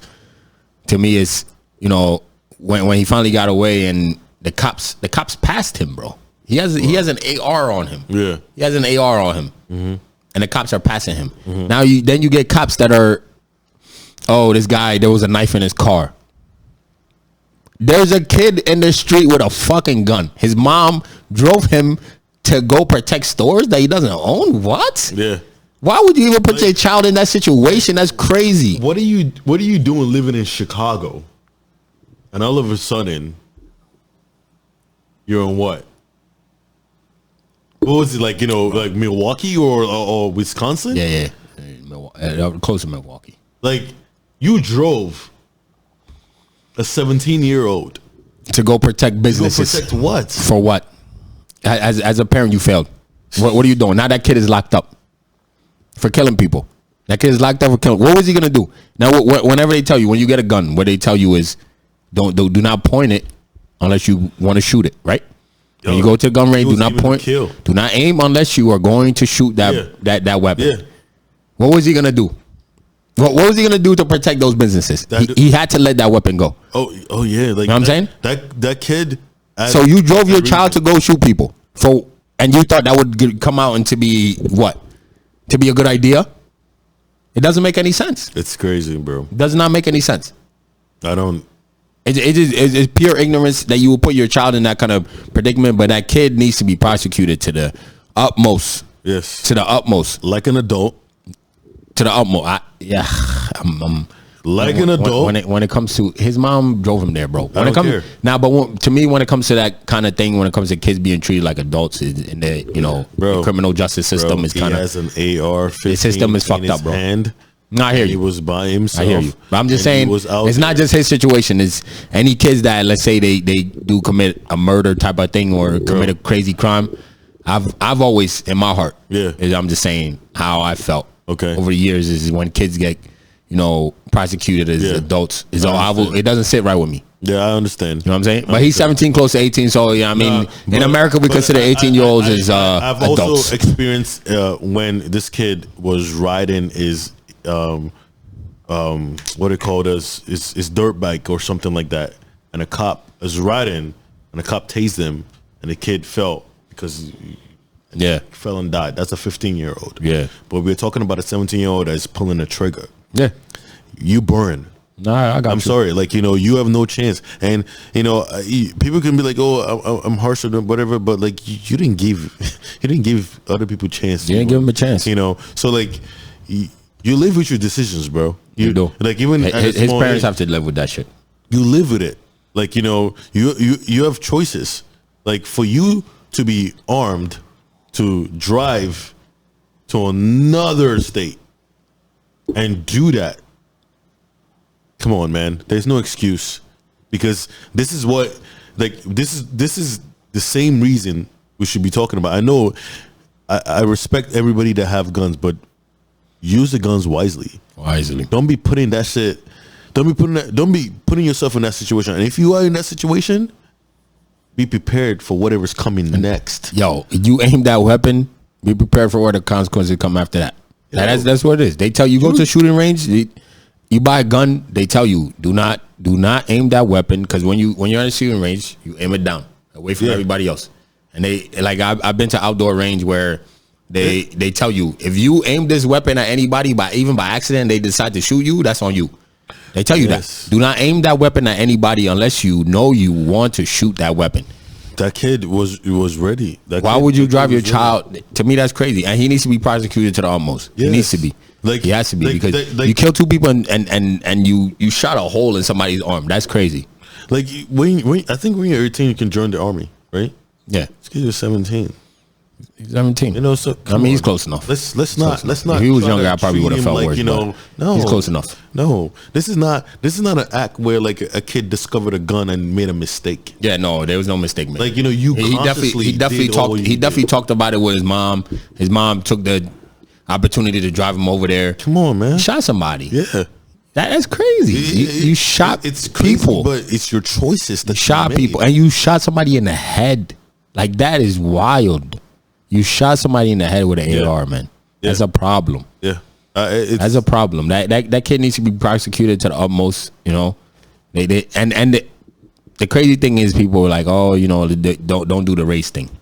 Why is it that a man who didn't have a knife in his hand going into his car with his kids in the car, paralyzed for life, paralyzed right now, but a kid who has an AR strapped to his body is allowed to? They gave him water and they let him go home, and they arrested him the next day. Yeah. How was that? How was that to happen? If that was a black man with a gun, if that was a black 17-year-old with a gun, it's a threat already. In the street, like, bro, they would have get him on the floor, fucking knock him down, or shoot him before you even ask questions. Like the kid put his hands up and cops were passing him. I don't. How know, crazy is that? It's crazy. I don't know how many. Depends on, I guess, the kind of family and demographic. But I don't know how many 17-year-olds that's brazenly carrying guns like that. Doesn't even matter. Like I don't even know. I don't even know how many black people could do. How many black people could do? Can walk by cops. A whole bunch of cops pass him while he's holding an AR. It's not happening. It's not happening. It's not happening in America. There's no way. A whole bunch of cops pass him and they let him go. They let him go home after shooting somebody in the head, killing somebody else, and shooting somebody else in the arm. Yeah. They let him go home. It's ridiculous. And then they arrest him the next day. Get the fuck out of here. There's a problem. There is a problem. America, if you don't see this, there's a problem. Yeah. And it's, don't make everything raise. There's a problem. There is really a problem. Like, and it needs to be talked about. It needs to be fixed. We go into the NBA players going into, the Bucks, because that was in their state. Yeah. Yeah. And they decided not to play the game. Mm-hmm. I'm with that. Completely with that. Because to me to me, this burden should not be on them. They're athletes. And that's one thing too, is, you look at college games, you look at NBA, you look at football, look at baseball. You see an ocean of white people. Yeah. But they're all looking at minorities play a game. Yeah. A game that we're great at. Yeah. We're great at it. We're dominant. We're dominating that shit. We're 70%, 80%. Yeah. Dominicans and Puerto Ricans and Spanish people, baseball, that's their shit. Yeah. We dominate these sports. And to me, it's like a sea of white people just watching us play this game. Yeah. And to me, like, when it comes to college, they're not getting paid, but they make them billions. Yeah. Right? Fuck yeah. And when it comes to NFL, to me, it's like the same people that are like, yo, you guys are just athletes, shut the fuck up and just do what you got to do. Yeah. Is the same people that you wear those players' names on your back. Yeah. But at the same time, you go home and you talk shit about, about minorities. Yeah. But you still wear those jerseys. Even if you want to burn them jerseys, you look stupid because you bought that with your own money. Yeah. Who gives a fuck? You look dumb. But to me, it's, you watch us play this game that we're great at. These athletes should not be put under this kind of situation where they feel like they have to do something that's crazy. And people are like, yo, why do they need to do this? They should just play the game. And, it's going to help America forget about what's going on. Nah, we don't need y'all to forget about what's going on. We don't need you to escape. No, we don't need none of that shit. We need y'all to know what's going on at all times. And to me, these players not playing this game, I'm with that. Don't play the fucking game, because what it forces them is you attack the money. Yeah. You attack the money. You attack the money. Yeah, there's no games being played. All right, that's money. That's TV money. Yeah. Now we gotta cancel that shit. We gotta fill something else in. That's TV money. Now you get the owners like, yo, make the calls to the people that you guys give money to run for government to change these fucking laws. Yeah, but I don't think that's gonna work though. It has to, bro. Enough with the fucking shirts and the shit. Enough with the fucking putting Black Lives Matter on the court. I don't give a fuck about that shit. Yo, change the laws. The reason, attack the money. The reason why I feel it's not gonna work, and okay, the players cancel the games. They say that we're not gonna play. I'm for that. If, and this is the reason why I will be for that. I would like to see LeBron James, Giannis, Chris Paul, all the NBA stars and non-NBA stars leave the bubble. Leave the bubble. LeBron ain't leaving. No. Let me finish. Leave the bubble. Go on the streets and protest. LeBron ain't leaving. Because no, there's players that protest. JR has protested. Dame has protested. Okay, no. Leave the fucking bubble. LeBron ain't leaving. And go out there and protest. LeBron ain't leaving. Don't tell me you are going to not play a game or two. Then oh yeah, the games are gonna start on Saturday. Get the fuck out of here. No one wants to listen to that bullshit. Because if you're really serious about your cause, leave the fucking bubble, cancel this rest of the season. Go out there and protest. Because you know why? You know why I say that? LeBron James, if he's really for his cause, when he's out there protesting, 1 million people will follow him. Yeah, but he's not. He's not leaving. Millions will follow him. But Kawhi, his career is almost over. Will follow him. I don't give a fuck about if you really an activist, if you really believe in the cause, you will not give a fuck. Yeah. About your career, you will not. You won't give a fuck because about in history. You would be looked at as being somebody who's great. Yeah, and go match. You could, you know that Minister Farrakhan. I don't know if you heard about it. I know. He did the 1 million man march. Yeah. LeBron could do 2 million. How many people follow LeBron? Yeah, he could do that. But you don't sit out there and talk about you don't understand us, this and that. This is happening to us. I get it. That's what people want to hear. But actions speak louder than words, bro. They do. But he's not leaving. He's not leaving. Stop it. Get rid of the fucking bubble. Even like, do you know how dumb other players would feel if LeBron says, you know what, I'm out of this. I'm going to go do that. If LeBron leaves, let's say, because for people that don't know, the Lakers and the Clippers had said that they were out, right? They said they were done. Yeah. They're not going to be playing anymore. But then the next day, I guess they slept on it and they changed their mind. Yeah, that's my problem. But so they decide now they're going to play. Games were postponed. To me, if the Lakers and Clippers would have left, every other team would have had to just be like, all right, we're done. We're mailing it in. The season is mailed in because those are our biggest stars. Milwaukee didn't play because, but you have to understand why did they come back? I think it's because of the money. Because the players already lost a lot this year, and the NBA, no, but that's where they're divided. But the NBA, just to get everybody in that bubble, that much they probably spent. Yeah, no, for sure. They built them barbershops and all this and that. Now you're gonna stop playing. You're gonna lose your money. Yeah. No, I'm sure so they came back for the money. Yo, to me, at the end of the day, what? Yeah, no, I hear it. You just suck. I hear it. You just, to me, you're just like that badass kid that if something bad happens to you, but you're not standing for what is right. Not standing for the cause. Like if you're gonna do some activism shit, do it to the fullest extent. Because we know activists that really they were for their shit. They give up their careers for that shit. They give up their shit. Some died for their shit. Yeah. If you're really about it, all you have to do, give up years of your career for that shit. Like Muhammad Ali gave up years of his career for that shit. No, don't play the rest of the season. Go out there and march with people and see if you're not fucking with people's money. Yeah. Because you're fucking with people's money, but you at the end of the day, all right, I'm gonna take a hit. Yeah. Because I know you gotta get paid.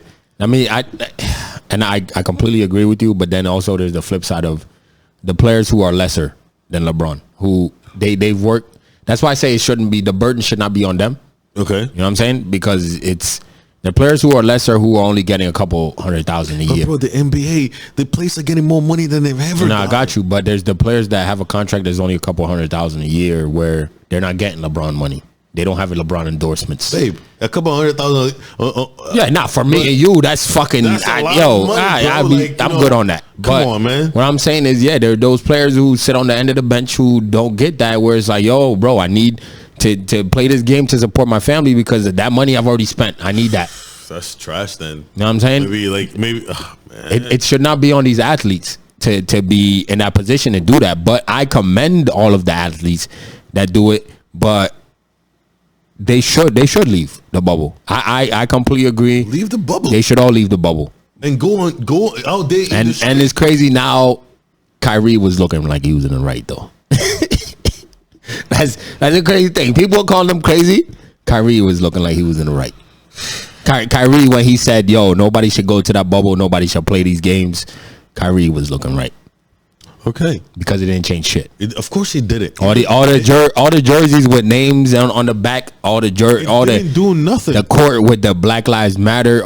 It's makeup. You're putting makeup on top of fucking a fucked up face. That's what you're doing. Kenny Smith living the freaking. You look like a dumbass doing that. Nah.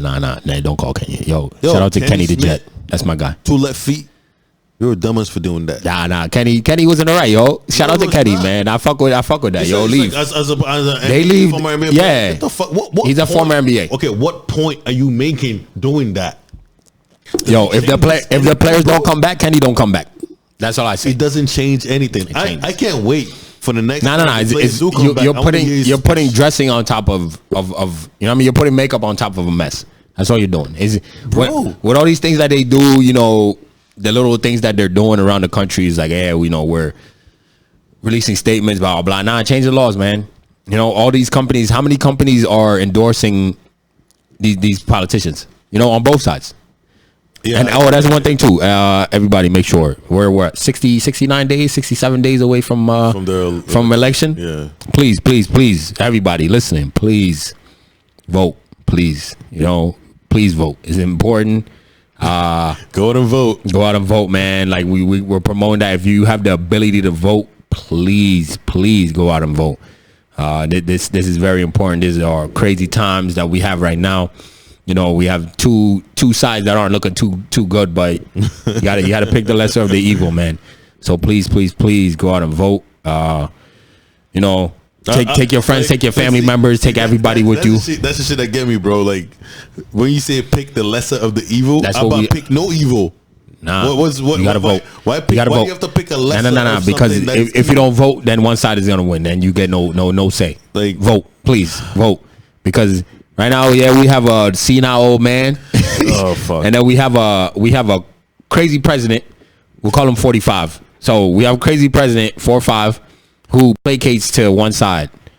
And people, please vote. Take your friends, take your family members, Sleepy Joe. Take everybody and vote. This is important. These are crazy times.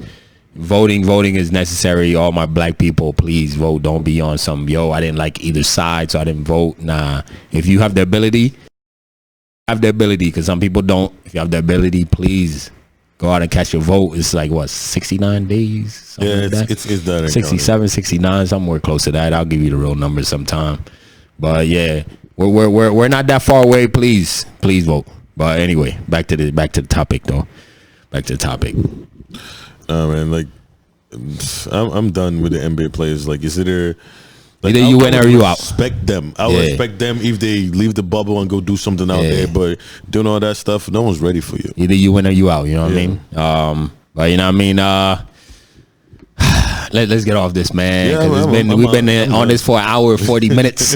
I'm done with this was supposed to be like 40 minutes, and we spent an hour and 40 on it. So but this is a crucial time. Nah, it's crucial times. We have to. You know, we're two black men who, you know, these things can happen to. We could be the ones on your, you know, social media, on your TV. So it's you know, for anybody who didn't want to hear about it, you could have fast forwarded. We got the jokes coming and shit, but. Right. Right now, we had to. This is necessary. This is needed. You know, we have a platform, and we can't be ignorant to not, you know, talk about it on our own platform. That would be crazy. So we did that, and you know, for my black people, you know, it's all love. Black Lives Matter. You know, the movement for sure. It's a goal at all times. And when we say, for people that are, you know, ignorant, when we say Black Lives Matter, it doesn't mean that our Black Lives matter more than yours. Is our lives matter equal to yours, equal to anybody else's. That's what we mean by it. It's not that we matter more than you do or anything like that. We just matter, and we just need the police to know that we matter. And you know, we should definitely attack one situation at a time. You know, people will attack the, you know, black on black crime. Let's attack police. They're supposed to protect us. Police, and that's one thing too, is police don't realize, like, they need us to solve crimes. That's a thing too. When police solve crimes, the majority of their crimes are solved by people, witnesses and shit, and tips. Now, if the community does not trust you, you are not solving shit, because nobody's gonna talk to you. You keep doing this shit, nobody's gonna talk to you about no fucking crimes being solved, and then y'all look crazy. Yep. Because y'all can't solve a single crime without anybody trying to help you, and you want to go door to door and house to house and be like, oh, you know, has anybody seen anything? Now we ain't see shit. Get the fuck off our door. You know what I'm saying? Word. So, to me, we need to change these laws. We need these cops to stop being afraid of us. We are afraid of us, afraid of our unarmed men and women who they're killing. Treat us like human beings. That's all we're asking. Treat us like human beings. Treat us like you're equal. You know, that's we're not asking too much. We're not asking for $1 million, man. We're asking just for regular shit. Word. This is human shit. This goes down to basics. The basics. They say you can't change nobody's mind with just logics. But let's just be logical about this. We're all human beings. That's all we are. And the only thing that changes that's different between us of any color, because they have the, you know, white trash. You know what I'm saying? The only thing that changes us between any of us is our situations and where we're born into. We don't choose where we're born, who we're born to. That's not our choice. The only thing the only difference between us and the majority of us, you go into small towns, people, they don't make as much as other people do. You go into inner cities, they don't make as much as other people do. Lower class, middle class, and the elite. To me, we just have to treat each other like human beings at the end of the day. That is all we're asking. Just treat us like human beings. Stop being afraid of us. Racism is not something that's born. It's something that's taught. Enough is enough. We've had enough. We've had enough. You know, for all the people out there for the cause, keep doing your thing. Everybody that's an ally, we appreciate you to the utmost. Thank you so much. But let's switch it up, man. Yeah. You know what I mean? Let's get into some lighthearted conversations. Let's get into some things that, you know, people want to smile about. You know, I know we kept this going for a minute, and this is gonna be a long ass podcast because we still got a couple of topics left. No, we got a couple of topics, but you know, it's we appreciate you guys for hanging in with us. If you've been listening this whole time, thank you. You know, and if you are an ally, if now you just get a little bit of understanding, we appreciate that. Any little change we can make, we appreciate it, and we thank you. Now we're just gonna get into some other shit. You know, I wish we had some other like music or something to like switch the vibe up. I thought about that, bro. You know what I mean? You know, hey, this is thought we could do that. As time goes on, we'll figure out something just to change the vibe up. You know, we'll get into some serious topics and we'll get into some lighthearted ones. But you know what I mean, we're gonna get into something different just to give you guys a break of our talking that we've been doing. Yeah, we've been going hard at this shit though. Like hopefully, like it was a little like, you know, we shed a little bit of insight, you know, like half of it was like educational, and you know, you could also like express, you know, your feelings to us. You know, you guys got a Instagram, you guys got a you know that's the thing too. Yo, like please, if you guys have any suggestions, topics, or anything like that you want to get into, you know, you want to talk to us how you feel, comment, subscribe, or you can even DM us. We'll talk to you. We'll talk to you. You know, sure. we're up and coming, so just hit us up. We're not too good to talk to anybody as right now. But let me play something real quick for the people. You know what I mean? It goes into everything we've been talking about.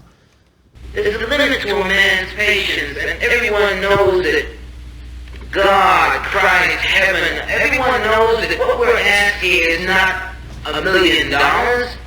All we're asking for is humanity.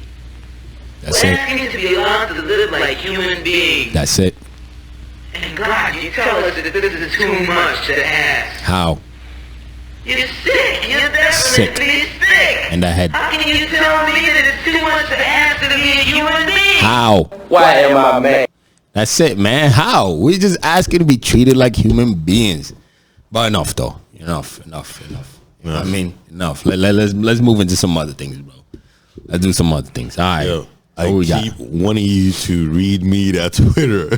All right, so ladies and gentlemen, the topic we're about to go into is toxic females. I have a tweet for you guys. APB. So you know I'm not attacking no women out there. APB. I'm not attacking no women. Love you guys. You're the greatest. But I seen the tweet. One of my followers, she wrote, I'm too toxic. So she said, I'm too toxic for the talking stage. Are you mine or not? What do you feel about that, bro? Hold on. Nah, let me read you a reply a dude said. One of the dude said, it's a black dude, by the way. Yeah. She's white. Okay. So it's a black dude. He wrote, see, now that's the energy I love. So, like, she said she's too toxic. Too toxic. So it's either when you meet her, or y'all together or not. There's no talking stage. She's too toxic for that. She a hoe? Nah. Like, so you can't get to. She doesn't want to get to know you. When you meet her, yeah, are y'all together or not? That's a hoe to me, bro. Like on some shit. I don't want to put no names on it. I can't Nick is standing on his own on this one. No, I'm gonna stand on my own. But I'm just saying, like, I can't even get to talk to you and see how you are and everything. We just like, what would we do? We fucking or something? Nah. What is it? It's either. I'll read it to you. Is it what? It. Okay, maybe I didn't understand it. I'm too toxic for talking stage. Are you mine or not? So she wants to claim you. Yeah, right away. I know who you are. Away. All right, so we're back. We took a little break, but anyway. So back to the topic. She's too toxic. Mm-hmm. Fuck the talking stage. Mm-hmm. Let's get right to it. Are you mine or yours? How do you feel about we just set the stage. Yeah. So how do you feel about when you meet a girl? What is the process you go through to basically till you decide yeah, that's gonna be mine, or ask her to be officially, let's be official, you my girl, blah blah blah. It's everything to do with her nature and personality, everything, and that's not gonna determine if I'm gonna be with her for the rest of my life. But yeah to be my girl is her nature and her personality. Nature is for me, if she's and because I'm basing it on my personality and what I'm looking for. If she's super, if not if she's polite, and I always watch how not the way she treats me, the way she treats other people. Yeah. For example, we're at a restaurant and a waiter comes in and she's polite to the restaurant, he's can I get you anything to drink? And she's like, yeah, sure. And when he gets her the stuff, she says thank you, stuff like that. That tells me that she's just polite to people, and that's part of the nature. And she's just a kind-hearted, of course she can have an edge to her, which is okay, but she's not bad. She's not a bad person. Her personality has to be dope for me. She has to have something that maybe I'm missing a little bit, in my life. She has to be unique in her own way, not trying to figure me out and chime into my personality. Yeah. I don't want that. I don't need a leech in my life. I need somebody that is self-confident, knows what her goals and personalities and everything, the goals and ambitions in life. And we could just, just vibe together because it feels good to us because you're happy and I'm happy, and when we come together we're just happy. I'm not here to bring pressure and you're not here to bring pressure. Yeah, so it just feels good. All right, so all right, and another small little topic inside of that. Yes, how do you feel about let's say you're talking to a girl and she gives you an ultimatum kind of thing where it's are you gonna date me or not? I'm tired of waiting type of shit. How you feel about that? What do you do if I'm not ready? Situation? If I'm not ready, I'll be have a nice day, because I'm not ready. Yeah. But I'm saying if she's giving me an ultimatum, to me that's a red flag. Because the reason why I say that's a red flag is because some girls they're just on that it's something off. I mean, they wanna if they find out that you're a really good dude, they wanna grab basically get a hold on you quick before you can get out there and find somebody else. Yeah, but most girls of nowadays don't know that they have to. That's the thing though, and this might be off. Most girls don't know that they have to assimilate to a man's nature, not the other way around. Can't give a man an ultimatum because you have to understand your role as a woman and what you are going to be to him. Most women nowadays feel like men are the ones that's supposed to be the helpmate, supposed to be one helping them, where they should understand that they're supposed to be the one that complement the man. Yeah, because if you're complimenting the man and you understand your role, then it's you're not giving them the man ultimatum because you know what you bring to the table. I think everybody should compliment each other. You know what I mean? Of course. When I say compliment the man, if the man knows himself, of course he understands that. Yeah. Nah, but my thing, like me, what I would do, like, and I'm just give me an ultimatum, like, it's like if I was giving an ultimatum, what are we now? Are we gonna date or are you just gonna blah blah? I'm trying to get to know you, but if you give me an ultimatum, 10 times out of 10 I'm gonna choose the opposite of what you want, just because I'm not being pushed into any corner by you or anybody. I'm taking the opposite of what I know you want. Even if I wanted that and I just wasn't ready yet, I'm going the opposite way because I will not be pushed into a corner. Okay, all right. 10 times out of 10. That's what I'm doing. But I want to say this though. Let me say this because because we have listeners and they're putting an ultimatum is different from telling a person what you want out of whatever interaction. No, it's about the communication of it. You know, because there are women out there that are like, we've been dating for 2 months. What are we? Whoa. I don't know yet. Yeah. Have we even argued yet? Like, I need to. It's like whoa. Like, you know, but there's a difference. But her telling you what she wants out of the engagement initially. Yeah. There's nothing wrong with that. Yeah, no, there's absolutely nothing wrong with that. Like, you know, because like you could meet girls and be like, hey, I'm just here to have fun. And you're like, oh yeah. And the guy dude is like, yeah, I'm here to have fun too. Yeah, but then I'm here to have fun turns into I like you. Okay. You're dope.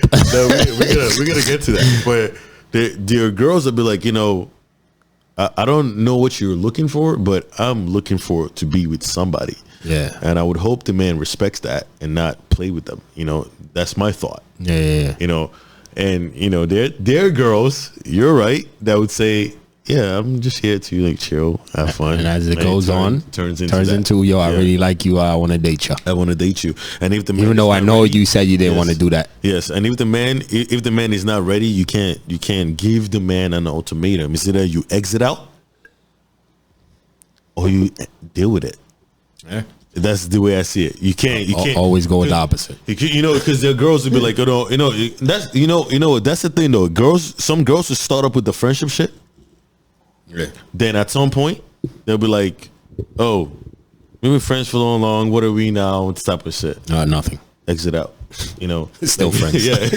No. That's facts. Right, because let me chill. No. There's no chilling in that because at the end of the day, if you guys enter it with an agreement, you know, and she can't stipulate the rules of engagement. I always put it on the man. That's important though. That's important. Like, the rules of an engagement. Yeah, like in the beginning, because you can always take it back to be like, all right. So let's say that situation does come up to you. You can always take it back like, yo, when we met, we both agreed this was what it was. Yeah.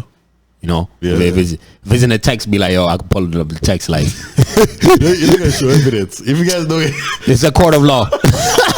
Sometimes maybe you gotta, It's a court of law. Sometimes like you gotta, it's like you treat it like a court. Yeah. You said this, I said that. Yeah. You know what I mean? When we first met, this was what it was. Yeah. And why are you changing the rules now? Like it's like we're playing a basketball game halfway in and you're losing and now you're like, all right, switch the rules. now I'm up. Yeah, no more threes. Because you've been hitting all the threes, no more threes. Now all layups. You know what I mean? Like shit like that. Nah, I totally understand. And I will always put the onus on the man and say the man should always stipulate the rules of engagement. Nah, for sure. Because like, you know, if you were, and that's the thing too. Like women, they you know, from what I've seen is they want to know your intentions. That's what the word is. Yeah, your intentions. Yeah. Fellas out there, you know, that's listening, like always state. Women were like, whenever you come into anything, just state your intent right away. Just state it right away. Because if you state it in the beginning, no matter what happens after that, if you are not with it, you can always be like, yo, I told you what it was in the beginning. Yeah. And now we're here. Yeah. You want more, but I can't because I told you what it was. Yeah. Always state your intentions for all the fellas. Just be like, state your intentions in the beginning. Let it be clear. Let it be known. You know, like women be like, oh, I don't play games with me. I want to play games with you. Yeah. Don't play games. No, and tell them what it is. You're right, and it helps you because like sometimes, like I always say we have like levels of women, and it applies to men that we meet in our lives. Yeah, in the sense that, you could, for example, you could meet a high level woman and. You guys could be like, what, we're just doing this as friends and everything. And you get to find out that, damn, this woman is dope. She has everything that I would need as a man to be able to compliment me. And, I could compliment her and we could do something with our lives. And you guys move from there and become great. Yeah. But you could also you could be a high level man and meet a low level chick. And you could tell her like from your first engagement and be like, "Hey, I'm not looking for anything serious." But the thing you might run into is like, let's see, you're a pretty good dude, got their shit together, or if you're a woman, from a woman's perspective, you're a woman who has her shit together, and you have an awesome personality, blah blah blah. And you meet somebody, guy or girl, who is you come into the relationship when it's just like, all right, we're just gonna fuck around, right? And then it's like they get to know you and they're like, yo, pretty dope. But then that person has the insecurity of like, let's say, they have the insecurity that you might find somebody else better than them. Okay. Right? In that situation is like, how do you handle that though? It's all about what you stated, and it's all about what the man is. If a girl is insecure about you finding another woman, but that's her problem. That's not your problem. Yeah, I feel that because you build yourself up to where you are. Yeah, she had nothing to do with that. She met you on a high level. Yeah. Now, if she cannot conduct herself on a higher level. Then I'm sorry. You can be emotional all you want. You could cry all you want. But at the end of the day, you're not still on that level.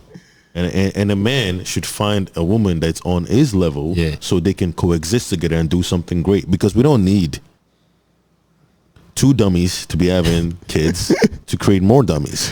We should always seek higher things in life. That's the way I see it, bro. So if you're a low level chick that happens to be lucky to find a high level man, you should be able, and if you should work hard to change yourself. Because it could better even your life. That's and you important. Could be a blessing to him. That's important. Yes. So you self-esteem. Yes. And you cannot be a low level chick. You think first of all, a man that is confident in himself, and a woman too, will not be dealing with the bullshit. You're exiting out. Everybody has a role to play. When your role is done, guess what? You exit out. And that's the way I see it. Everybody does have a role to play. You can't be as a man your high level. Do you know that? And you're dealing with a low level chick, it's not gonna work, bro. You should know that. And vice versa. And same as a woman too. Women, because you need a man that will uplift you, compliment you, and also bring positive things to your life so you could grow. Word. You need a man that when you don't have when you need some form of edification, he's there to give you that knowledge. You can't be dealing with no fuckboy thinking he's like, you trying to go to him for knowledge and then he gives you some bullshit. Don't be led astray. You don't want that. It's important. And a lot of our men, they have to be knowledgeable, man. Because a lot of a women look up to us for that. Imagine you don't want your woman going to a counselor, going to the pastor or going to her friends. Don't forget about the friends. Don't forget about the friends. That's important. When you should be giving her that, because women be fucking their pastors, bro. They be fucking their counselors, bro. I'm not talking for all women, bro. I'm just saying. They be fucking anybody. They be, now men too. Women don't get us wrong. I mean, men too, but. Yeah. Not all women. Not all women. We are not. There's no anything we speak about is never all. It's not all because not there's all. no such thing as all. Yeah, there's not all women. People do this. It's not stereotyping type shit. It's some. Yeah. We always remember some. Yeah. Talk about some. But like, you know, when it goes back to the topic of just, you know, the toxic thing, for me it would be, it's more like I need to get to know you, because it's like whatever. When you meet somebody, it's about the presentation, right? Yeah, it's you know, it's like an interview. You're putting your best foot forward, and you're giving them the best. So to me, you know, the best of what you give me, I know I could get, like in a relationship, right? But then I need to find out what the qualities about you that I don't like that I can deal with. Okay. That I'm okay to deal with, as you know, if we decide to get in a relationship. And that's where some people fail to understand is like, yo, I want to get to know you. We've never even gotten to argument, but I'm gonna date you. True. How? True. I don't know how you're gonna take that argument. How do you react if I get you mad? If I don't know how you're gonna react when I get you mad, how the fuck am I gonna date you? Are you gonna wild out and, you know, do some wild shit, or are you gonna slash my tires? Are you gonna scratch my car up? What are you gonna do? Are you know scratch my face? Yeah. What are you? Are you gonna try and attack me physically? Or are you know gonna abuse me mentally? Like, because men do get abused mentally. Women do it. You know what I mean? Men get abused too out here. Yeah. Not me, but I mean some dudes do. No. I'm just saying. You know what I mean? It's I need to know how you handle certain situations. Like we need to be know each other, get to know each other on levels where it's how do you handle certain situations? Facts. When certain things happen, how do you take that? And if I don't know that about you, how can I date you? That doesn't, because then let's say we start dating and then I'm like, oh shit, I don't like that about you. Now I got to find my way out. Now I got to start being a dickhead. So you can either break up with me, or I can be like, oh, this shit ain't just working. It ain't working. Yeah. You know what I'm saying? Like, and I don't want to get to that, because you want to get to the point where it's like, all right, your flaws, my flaws, my flaws, can you deal with it? If you say yeah, and then your flaws, can I deal with it? Yeah. And I say, yeah, all right, let's date. Yeah. You know what I mean? And we could both deal, we could both work on it together as a couple. We could build together. Yeah. That's dope. But if, you know, I don't know you, a toxic chick tells me, yo, are we if I just met you and you tell me, yo, are we together or not? Fam, not. That's it, not. No. You know what I mean? I totally agree. Give me an ultimatum, I'm always going to the opposite of what you want. Even if I want that, I'm still going opposite of what you want. That's because I don't want to be put in that corner. I don't want anybody to put me in that corner. Let's have a conversation. Conversate with me. Don't give me an ultimatum. If I'm asking you like, yo, are you really doing this? Are you really giving me an ultimatum right now? And you're like, yeah, you know, I can't wait around. All right, then you go about your way. Yeah. We'll be all right. I totally agree. You know what I mean? Exit out. Yeah. You got to, because it's you know, you shouldn't put anybody in a corner where they feel like they have to do anything. Yes.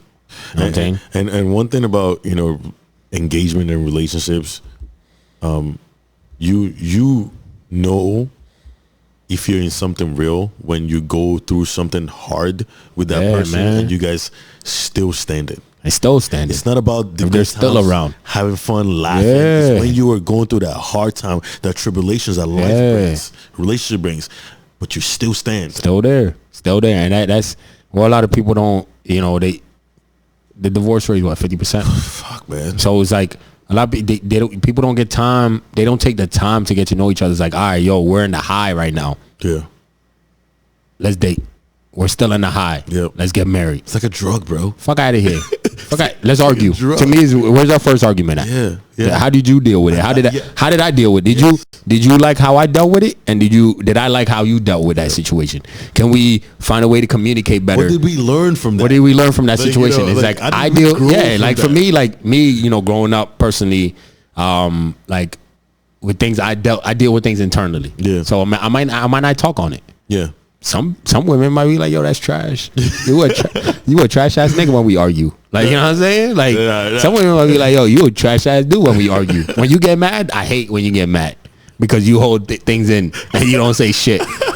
Yeah, that's how I've dealt with shit. You know what I'm saying? Yeah. That's how I've dealt with shit. And to me, is what I like the way you deal with it when we argue. You know what I mean? Are you somebody who's gonna talk about it, or you gonna somebody who's gonna hold it in? Yeah. And to me that's big. Like I need to find that type of shit out before I could be like, yeah, you know, let's sit here, let's go, let's date, important. You know. Yeah. Me now we're official. Yeah. Post me on your gram and shit. It's very, very important. You know what I mean? That's important to me. Important. You know what I mean? Life and one thing about life, we learn more from our hard times than when we're just laughing. Hard times, yeah, exactly. We learn more about everything and that's how I feel. Like everything's maximized by 3 when you get into a relationship. So the good times, let's say whatever good attributes that person has, maximized by 3, and whatever bad attributes they have, maximize that by 3. Yeah. Because that's what you're gonna have to deal with. No, that's what it's even more now because now that's yours. Like yes, that's you know what I mean? You see. Like you're in that. You're locked in. And maximize everything about that person by 3. Yeah. Can you deal with it? Yeah. Now date them. Yeah. If you can say yes to that, date them. Nah, you're totally right. And like you have to also understand that like people are gonna piss you off. Like you might not wake up. I want to talk to you for 3 days. You might not. Nah, for real though. You might. Nah. See the person and want to kick him in the fucking forehead. Nah, can't do that. I'm joking, but that's part of life. But you have to understand that, like, you know, when the storm hits, can I still weather that storm with this person? Is that person still for me? You know, is that person still holding me down? Am I holding that person down? I'm not looking anywhere else. Yeah. That's when you know, because those good times are gonna come. They're gonna come. And for me, like a toxic chick is you're fun for a couple months. You're fun. That's it. Yeah, you're fun for a couple months, but long term that shit ain't it ain't gonna work. You're fun. We'll do it with you for 3 months, and once that shit, like I said, you're gonna exit out. Like, your role was. I'm tired. I'm tired. You tired. You know what I mean? I'm tired of you. Tired of me. Like we out of here. You know what I mean? See those toxic chicks are the ones that I considered fun. Yeah, you know, they are fun though. Like ain't nobody gonna lie about it. Like toxic chicks are fun, but they are momentarily fun. That's what it is. You know, as a toxic dude for women, you know, or guys who's are in the dudes, but it's a momentary fun, and that shit cannot be long term because then you have a headache. You're always gonna be fighting that, and it'll never work. You know what I mean? It's like a girl. Like I don't want to say a good girl. I would say it's like a girl dating like a thug or something. You don't know when it's gonna come. Some girls want that though. Yeah, I'm saying, but you don't know. Some girls love that. Daddy issues. Yo, fellas, hug your kids. You hug your daughters. He's gonna come home. You don't know, like, you know what he's doing on a day-to-day basis. It's just you're living off that thrill. Let's pause real quick because like that. I seen a couple dudes got arrested in Atlanta for sex trafficking. They rescued about 40 children.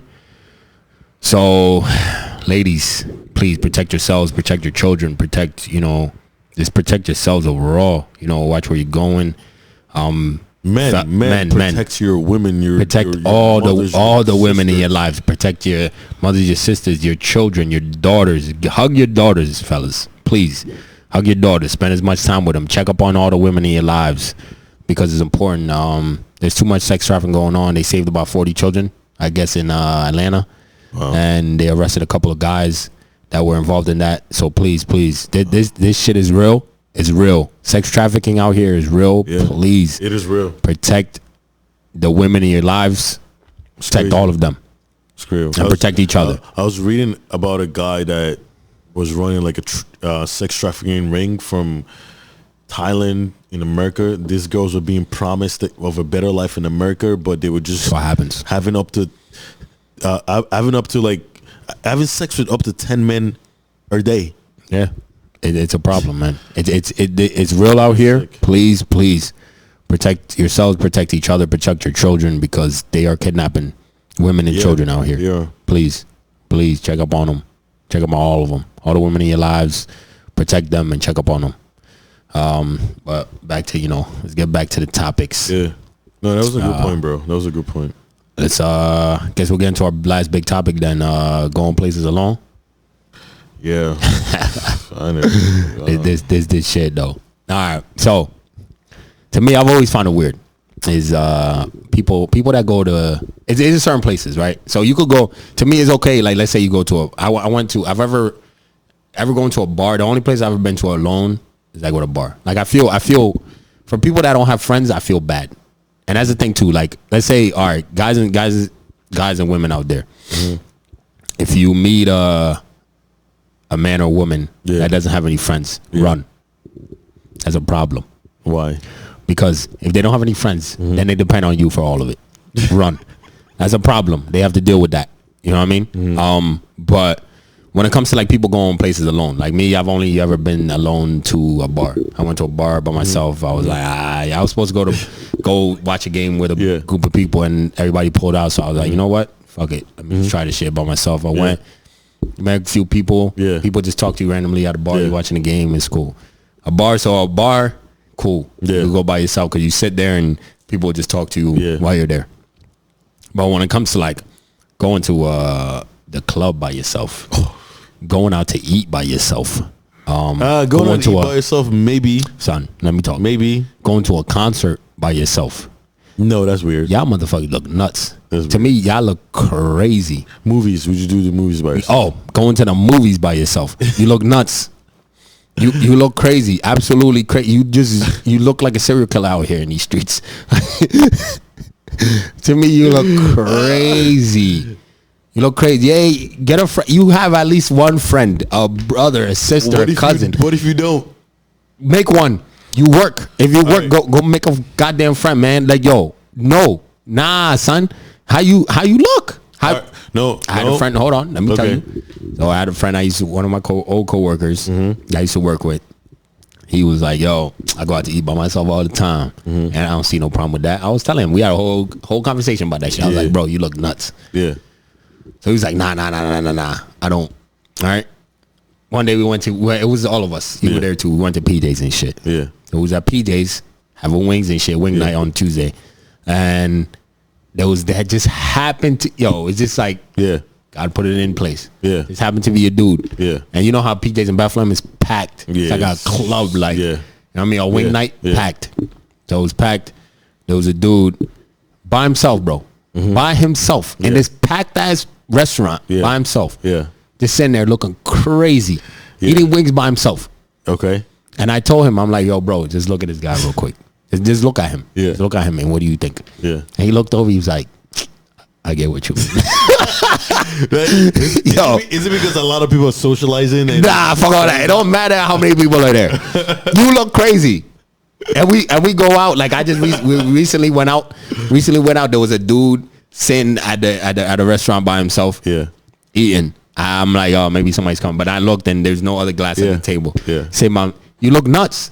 To other people, you might be one of those people that don't care how you look. Yeah. But to me, I'm telling you, from the outside looking in, you look crazy. Okay. You really look crazy. You look, bro, there's not a single person in your whole life that you can get out here with. Sometimes it's not about the people. Nah, son. It could be about you just going out and eating lunch and doing what you're doing. Nah, you ain't doing what you do. Like, get a friend. Not a lot. Call a family member. Some people are introverts, and they need that kind of space because of their mental space. You can't really do that. What you should do is get that food to go. No. And do it at home. No. Some people that's how I feel. Going out to eat by themselves. Nah, fuck all that. You look nuts. All right. Okay. You look nuts to the entire world. The scenarios I was going to bring, because, I believe, like, during breakups, because, like, there's some people when they are in a relationship that forget about everybody in their fucking lives. Let's address that real quick. If you get into a relationship, don't let your friends go, man. For whoever the fuck, don't let your family and your friends, don't let nobody you in a relationship with separate you from whoever's in your circle and whoever's your family. Because once you do that, then you just depend on them. That's an insecure person you're dealing with. You need to open your eyes and realize that shit. Nobody should separate. To me, if I'm gonna deal with you, you gotta have friends. Have friends, because I don't want to be your everything. You gotta.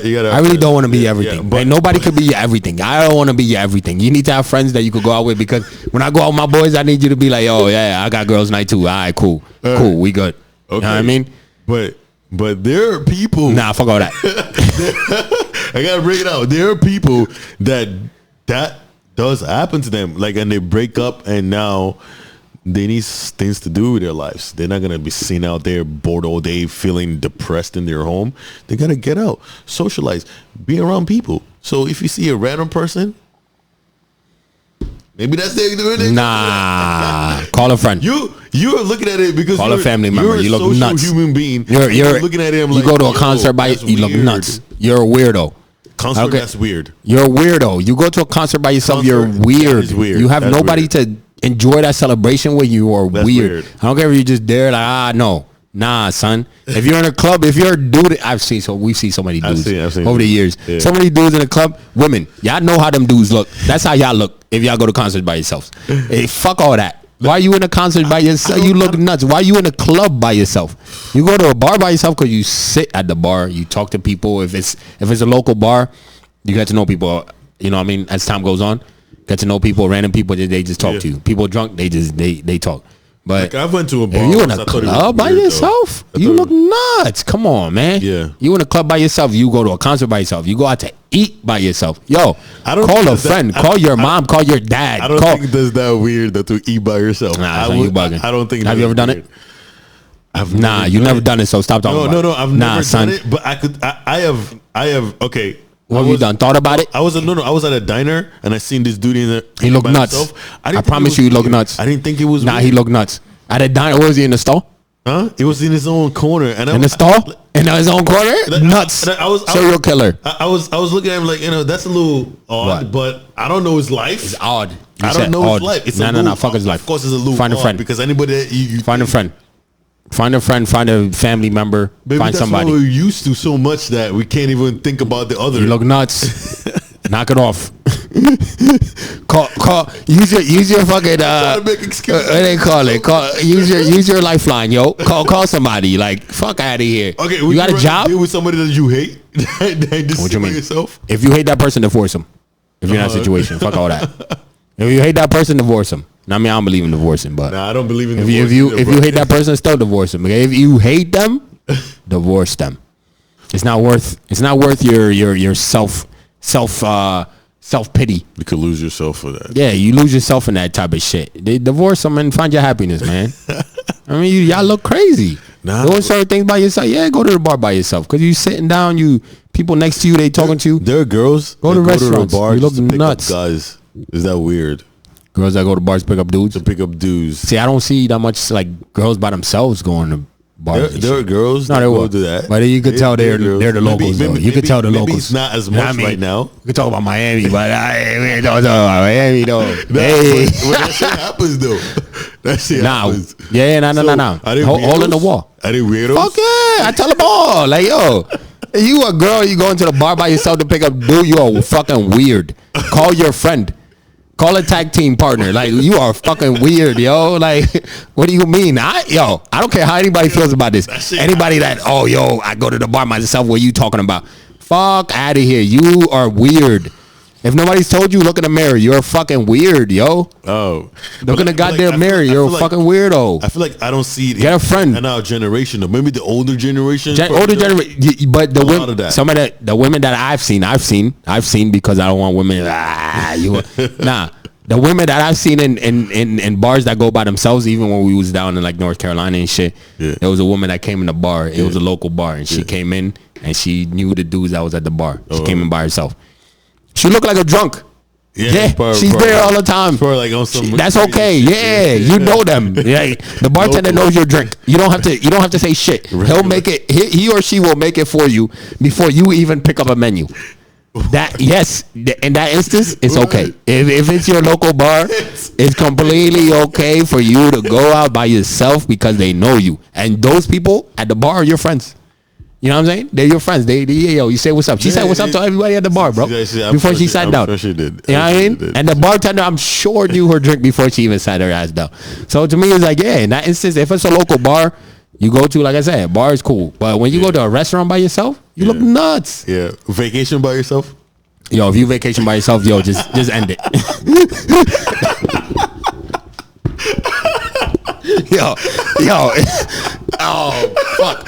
No. I can't even say that because like when I travel, when I do the races, right? So you listen. Let me talk to people right now. Let me talk to the people. I run around the country and shit, right? So I'm trying to run in every state. I'm a runner. So when I do, sometimes people don't want to go. right? Yeah, and I'm single, so it's like I got you. if my bro. friends don't want to go, I'm out of here. All right. That's how I am. I'm out of here. But when it comes to shit like that, like I do by myself. I don't need nobody to cheer me on because the crazy shit is when I cross the finish line, all the people there cheer me on regardless. At the end of the day, you know what I'm saying? But no, I don't go eat. You order? I go to a bar. That's how I justify that shit. I go to a bar, and the crazy shit is like I went. Shout out to all the people in Delaware, yo. Y'all be looking out and shit. Delaware, Connecticut, then Maryland. Yeah, that was dope because all those people. Every time I went to a bar, they bought me free drinks. They were like, "Yo, I have a medal around my neck." They're like, "Yo, that's dope. What did you do?" Blah blah blah. I tell them what I did. They're like, "Yo, the drinks is on us." That's good. I mean? That's so good. shout out to everybody that was good. in everybody I met in Delaware, Connecticut, Maryland, West Virginia. Pretty dope. That's a good spirit right there. But you know what I mean? Other than that, yo, traveling vacation, I mean, you're weird. You're weird because you when you go out, it's weird, bro. If you take a trip to another country to go on a vacation, you're a weirdo. Listen, you're weird. By yourself. You're weird. All inclusive. You're weird. Buttlers and shit. You're weird. I don't care if you jump on a boat and go on a boat by yourself to go. Yo, I don't care if you jump you go on a cruise by yourself to go fucking. You're weird. There's nobody to conversate with, nobody to just enjoy the shit with. All your pictures are corny. All your pictures are selfies. You ask strangers to take pictures of. You're weird. You're weird. But I don't want to bring anybody down though. Like, I want to uplift. People do that. I want to uplift. That, though. You are amazing people. You're amazing people. Let me not bring y'all down. You know what I mean? Because I know some of y'all actually do that shit by yourself. So I don't want to be the dickhead that brings all y'all down and shit. I'm just out here making jokes. You know what I mean? Making y'all laugh and shit. So. You know what I mean? Do whatever y'all do that makes you feel better. I'm just talking my shit. What about people that want to escape their shit that they're going on? They're like, you know what? I'm gonna take it by myself. And you come along, and I'm like, you're weird. That's what I'll be. I'll be the guy with his friends just looking at them like you weird. Bro, what are you doing? Like, why are you here? Like, I'm just trying to escape my reality. Like, yo, fuck your reality. Go back to it. Find some friends while you're there. Yeah, they're gonna be like, you're weird. You're the weird. Like, nah, you weird. But nah. I don't want. I know these are hard times. I don't want to bring nobody down. Just making jokes. Nah, it's all in the fun. You know what I mean? Yeah. I don't want nobody to be like, he's talking all that shit. Fuck him. Nah, like, don't fuck me. Fuck you. I took a vacation to Brazil. Fuck you. Yeah, for real. Just cause you have no friends, don't blame me. Not my fault. All right, I'm just letting you know. It's weird. Other people look at you weird. I look at you weird. If I see you out, if I look at you and you're by yourself, you're weird. But yeah, I'm just talking shit though. Don't take me serious. But I'm serious though. But don't take me serious at the same time. You know what I mean? Just cracking jokes. But you know what I mean? All right, let's get into some shit, man. Ladies and gentlemen, we're just gonna get into the portion of our show, just a small segment. It's called Have You Heard? I was just gonna give y'all a few little things here and there that we've seen throughout the week. Yeah. So we'll start off the first. Bill Clinton. He got some massage pics. What's his nickname? Bubba. Fucking guy. Bubba is a nasty man. Ladies and gentlemen, Bubba. Mr. Bill Clinton. He's a nasty, nasty man. There are pictures of him and what's that dude's name? It's not Harvey. It's the Epstein. Epstein, yeah. On the Epstein Island, the pedo island. He's getting massages from underage girls. There's pictures out there of Clinton. He's a nasty man. Nasty man. Like I read that shit. They make it seem like it was just innocent. Fuck all that. Nah. It ain't innocent. Fuck out of here. Watch the documentaries. All the massages that Epstein was asking for were not innocent massages. This guy was getting massaged by underage girls. I don't give a fuck how innocent it was. It's not his fucking daughter. It's not his fucking nothing. Yeah. These are not his daughters just playing with dad. Nah, it ain't none of that shit. These are girls that he doesn't know giving him massages. That is a nasty, nasty man. Any crime against children should be punished to the highest law, period. Oh, and also, because we talking about children, getting killed. I know some white people, they were in uproar about Cannon Hannett. What's his name? Hannett Cannon. The little 5-year-old boy that got shot in the head by the black dude. I know people were in uproar about that. I just want to say our thing is, you know, people are like, oh, you know, we should go for marches because black people are going for marches, blah, blah. It's not a black and white thing. When it comes to children, yo, we're all in one. Fucking execute the guy. I'm not somebody who's, you know, into, you know, putting people to death. I'm not into all that shit. But if it's cut clear, you know, dude admitted to it and people saw him do it and all this is cut clear. Excuse me. And you hurt a child, you should prosecute that motherfucker. There's no question about it. You know, white people don't need to go march about that shit. That's some shit. Not say everybody. Majority of the people in America are clear and cut with that shit. He killed a 5-year-old child. He should be put to the full extent of the law. Should be brought down on that man. Period. No matter what color he is black, and he should be put in jail or locked up or whatever the jury wants to do with him. They should do with him. There's no question about that. You know, you guys, they were talking about marching. Like, there's no need to march for that shit. He's already been caught, and he needs to be put to the fullest extent of the law. So, you know, rest in peace to Ken and Hannett, if that's his name. I hope I'm not pronouncing it wrong. And, you know, our condolences to his family. But back to Nasty Bill, Nasty Bubba. Bubba is a nasty man. If you want to Google the pictures on Google. They're all over. So just look up Bill Clinton getting massaged by these young underage girls. By Epstein. He's a nasty man. You know, ladies and gentlemen. And we need to start looking at these people, man, that's in charge. They're abusing our kids. They into some shit. You know? I don't have any kids yet myself, and it's a crazy life out here. It's a crazy world where it's like, you know, if you have kids, you gotta watch them. You gotta make sure, like, because there's people that are nasty trying to take advantage of them and protect the children. Any crimes against children and women, nah, yo, we're not against that. I mean, we are against that. I stated that wrong. We are against that. We're not with that. That's what I meant. We are not with that, and you know, those people should be prosecuted. And if he touched any kid, hey, the fact he was on an island getting massaged by an underage girl, yo, they should do something about that, because that specific island. He's a nasty man. He's a nasty man, you know. But I mean, go check those pictures out yourself. Look it up. Yeah, they're saying that, you know, the Republicans are putting it out for at the right time. I kind of agree with, but it's still. Yeah, bro. They are. It's the right time. It's the right time. Of course, they are putting it out at the right time. No, if you had some shit like that, would you not put it out at the right time?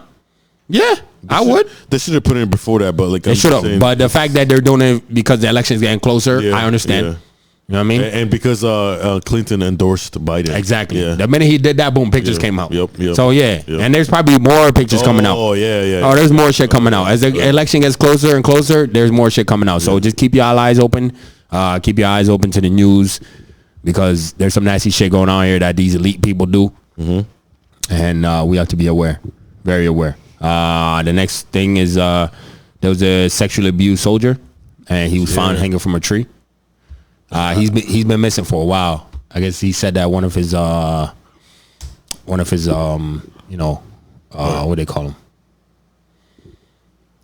Damn, like sergeants or something. Like, I don't know. From what I read, like, it seems like it could have been out of frustration, but I don't want to lean on that. There's no as of right now, we don't. You know, we're not saying any type of thing because we don't know all the answers yet.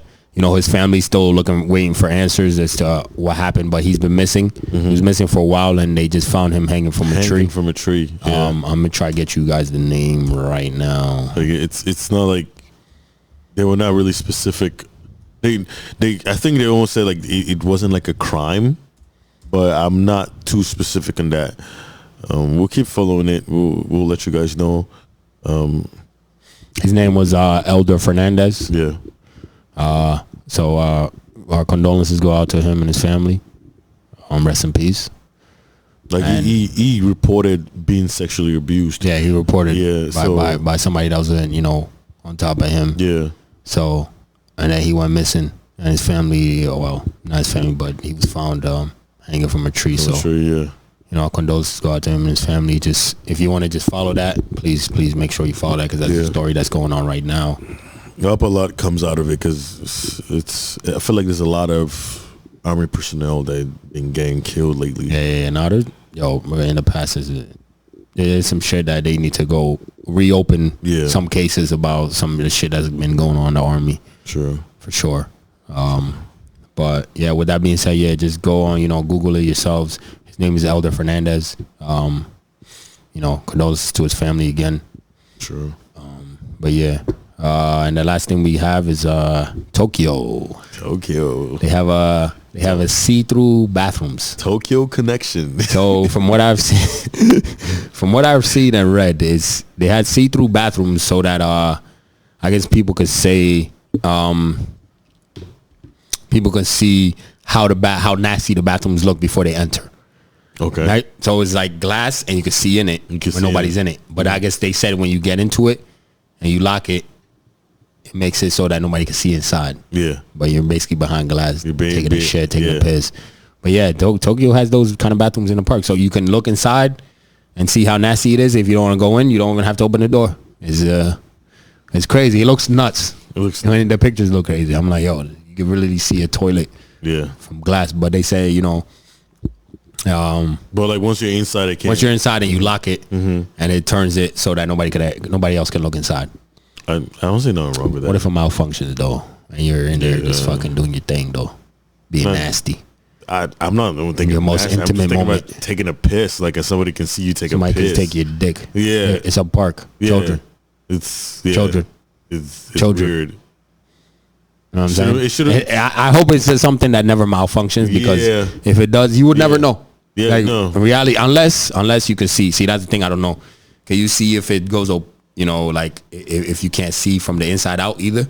I don't know if a dark screen comes up where it blocks you from the outside. I don't know. But I think it's some funny shit. If y'all want to check it out, Tokyo has those in their parks right now, and y'all should check it out. Just some crazy shit that I've seen, that we saw on the news these last couple of weeks. So yeah, that's all we got for Have You Heard segment. We're gonna get into our last segment, which is our quotables. Gonna hit y'all with some quotes. Whether it's something funny, something sad, something relatable, anything. Anything when it comes to quotes that we've heard at all.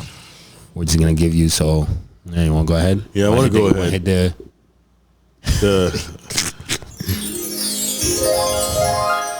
Now, this is from Marcus Garvey, and he says, if you have no confidence in self, you are twice defeated in the race of life. With confidence, you have won even before you have started. Marcus Garvey. Yes, sir. Yes, sir. You gotta give the poetry a hand. Yeah. All right. Mine is simple, straight up. This is by Freeway, the rapper. If y'all don't know, it goes. Do you know cops' whole purpose is to lock us down? That's straight up. That's at the end of the day what they were created for. Yeah. For us black people, basically.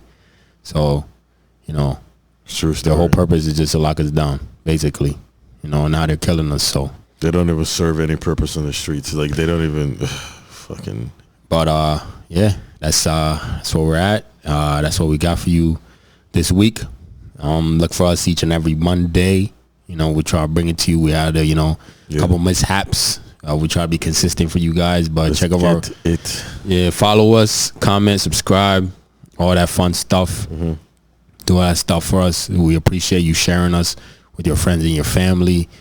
Anybody you can, show our Instagram, our social media, anything that you can. Please share, comment, subscribe. Word. We appreciate it. And for all those who have already, we appreciate it. Please keep sharing with your friends, your coworkers, your loved ones. Just keep sharing us with them. If they enjoy food pics, Instagram. If they enjoy podcasts, send them to either our YouTube or our Spotify or Google Podcasts, Anchor, all that. So please share this, share it with everybody. Yeah. And so as usual, whatever you got in your life, please appreciate it. Appreciate what you got in your life. Appreciate what you got you know, your friends, your family, your situation you're in. Appreciate all of that stuff. But the most important thing is don't ever just be stagnant in what you have. No. You know, always try to double it. Always try to better it. Yes. So, you know, what we got, just hit them. Yeah, we out of here, man. Bottomless mimosas. Yes, sir. We out of here.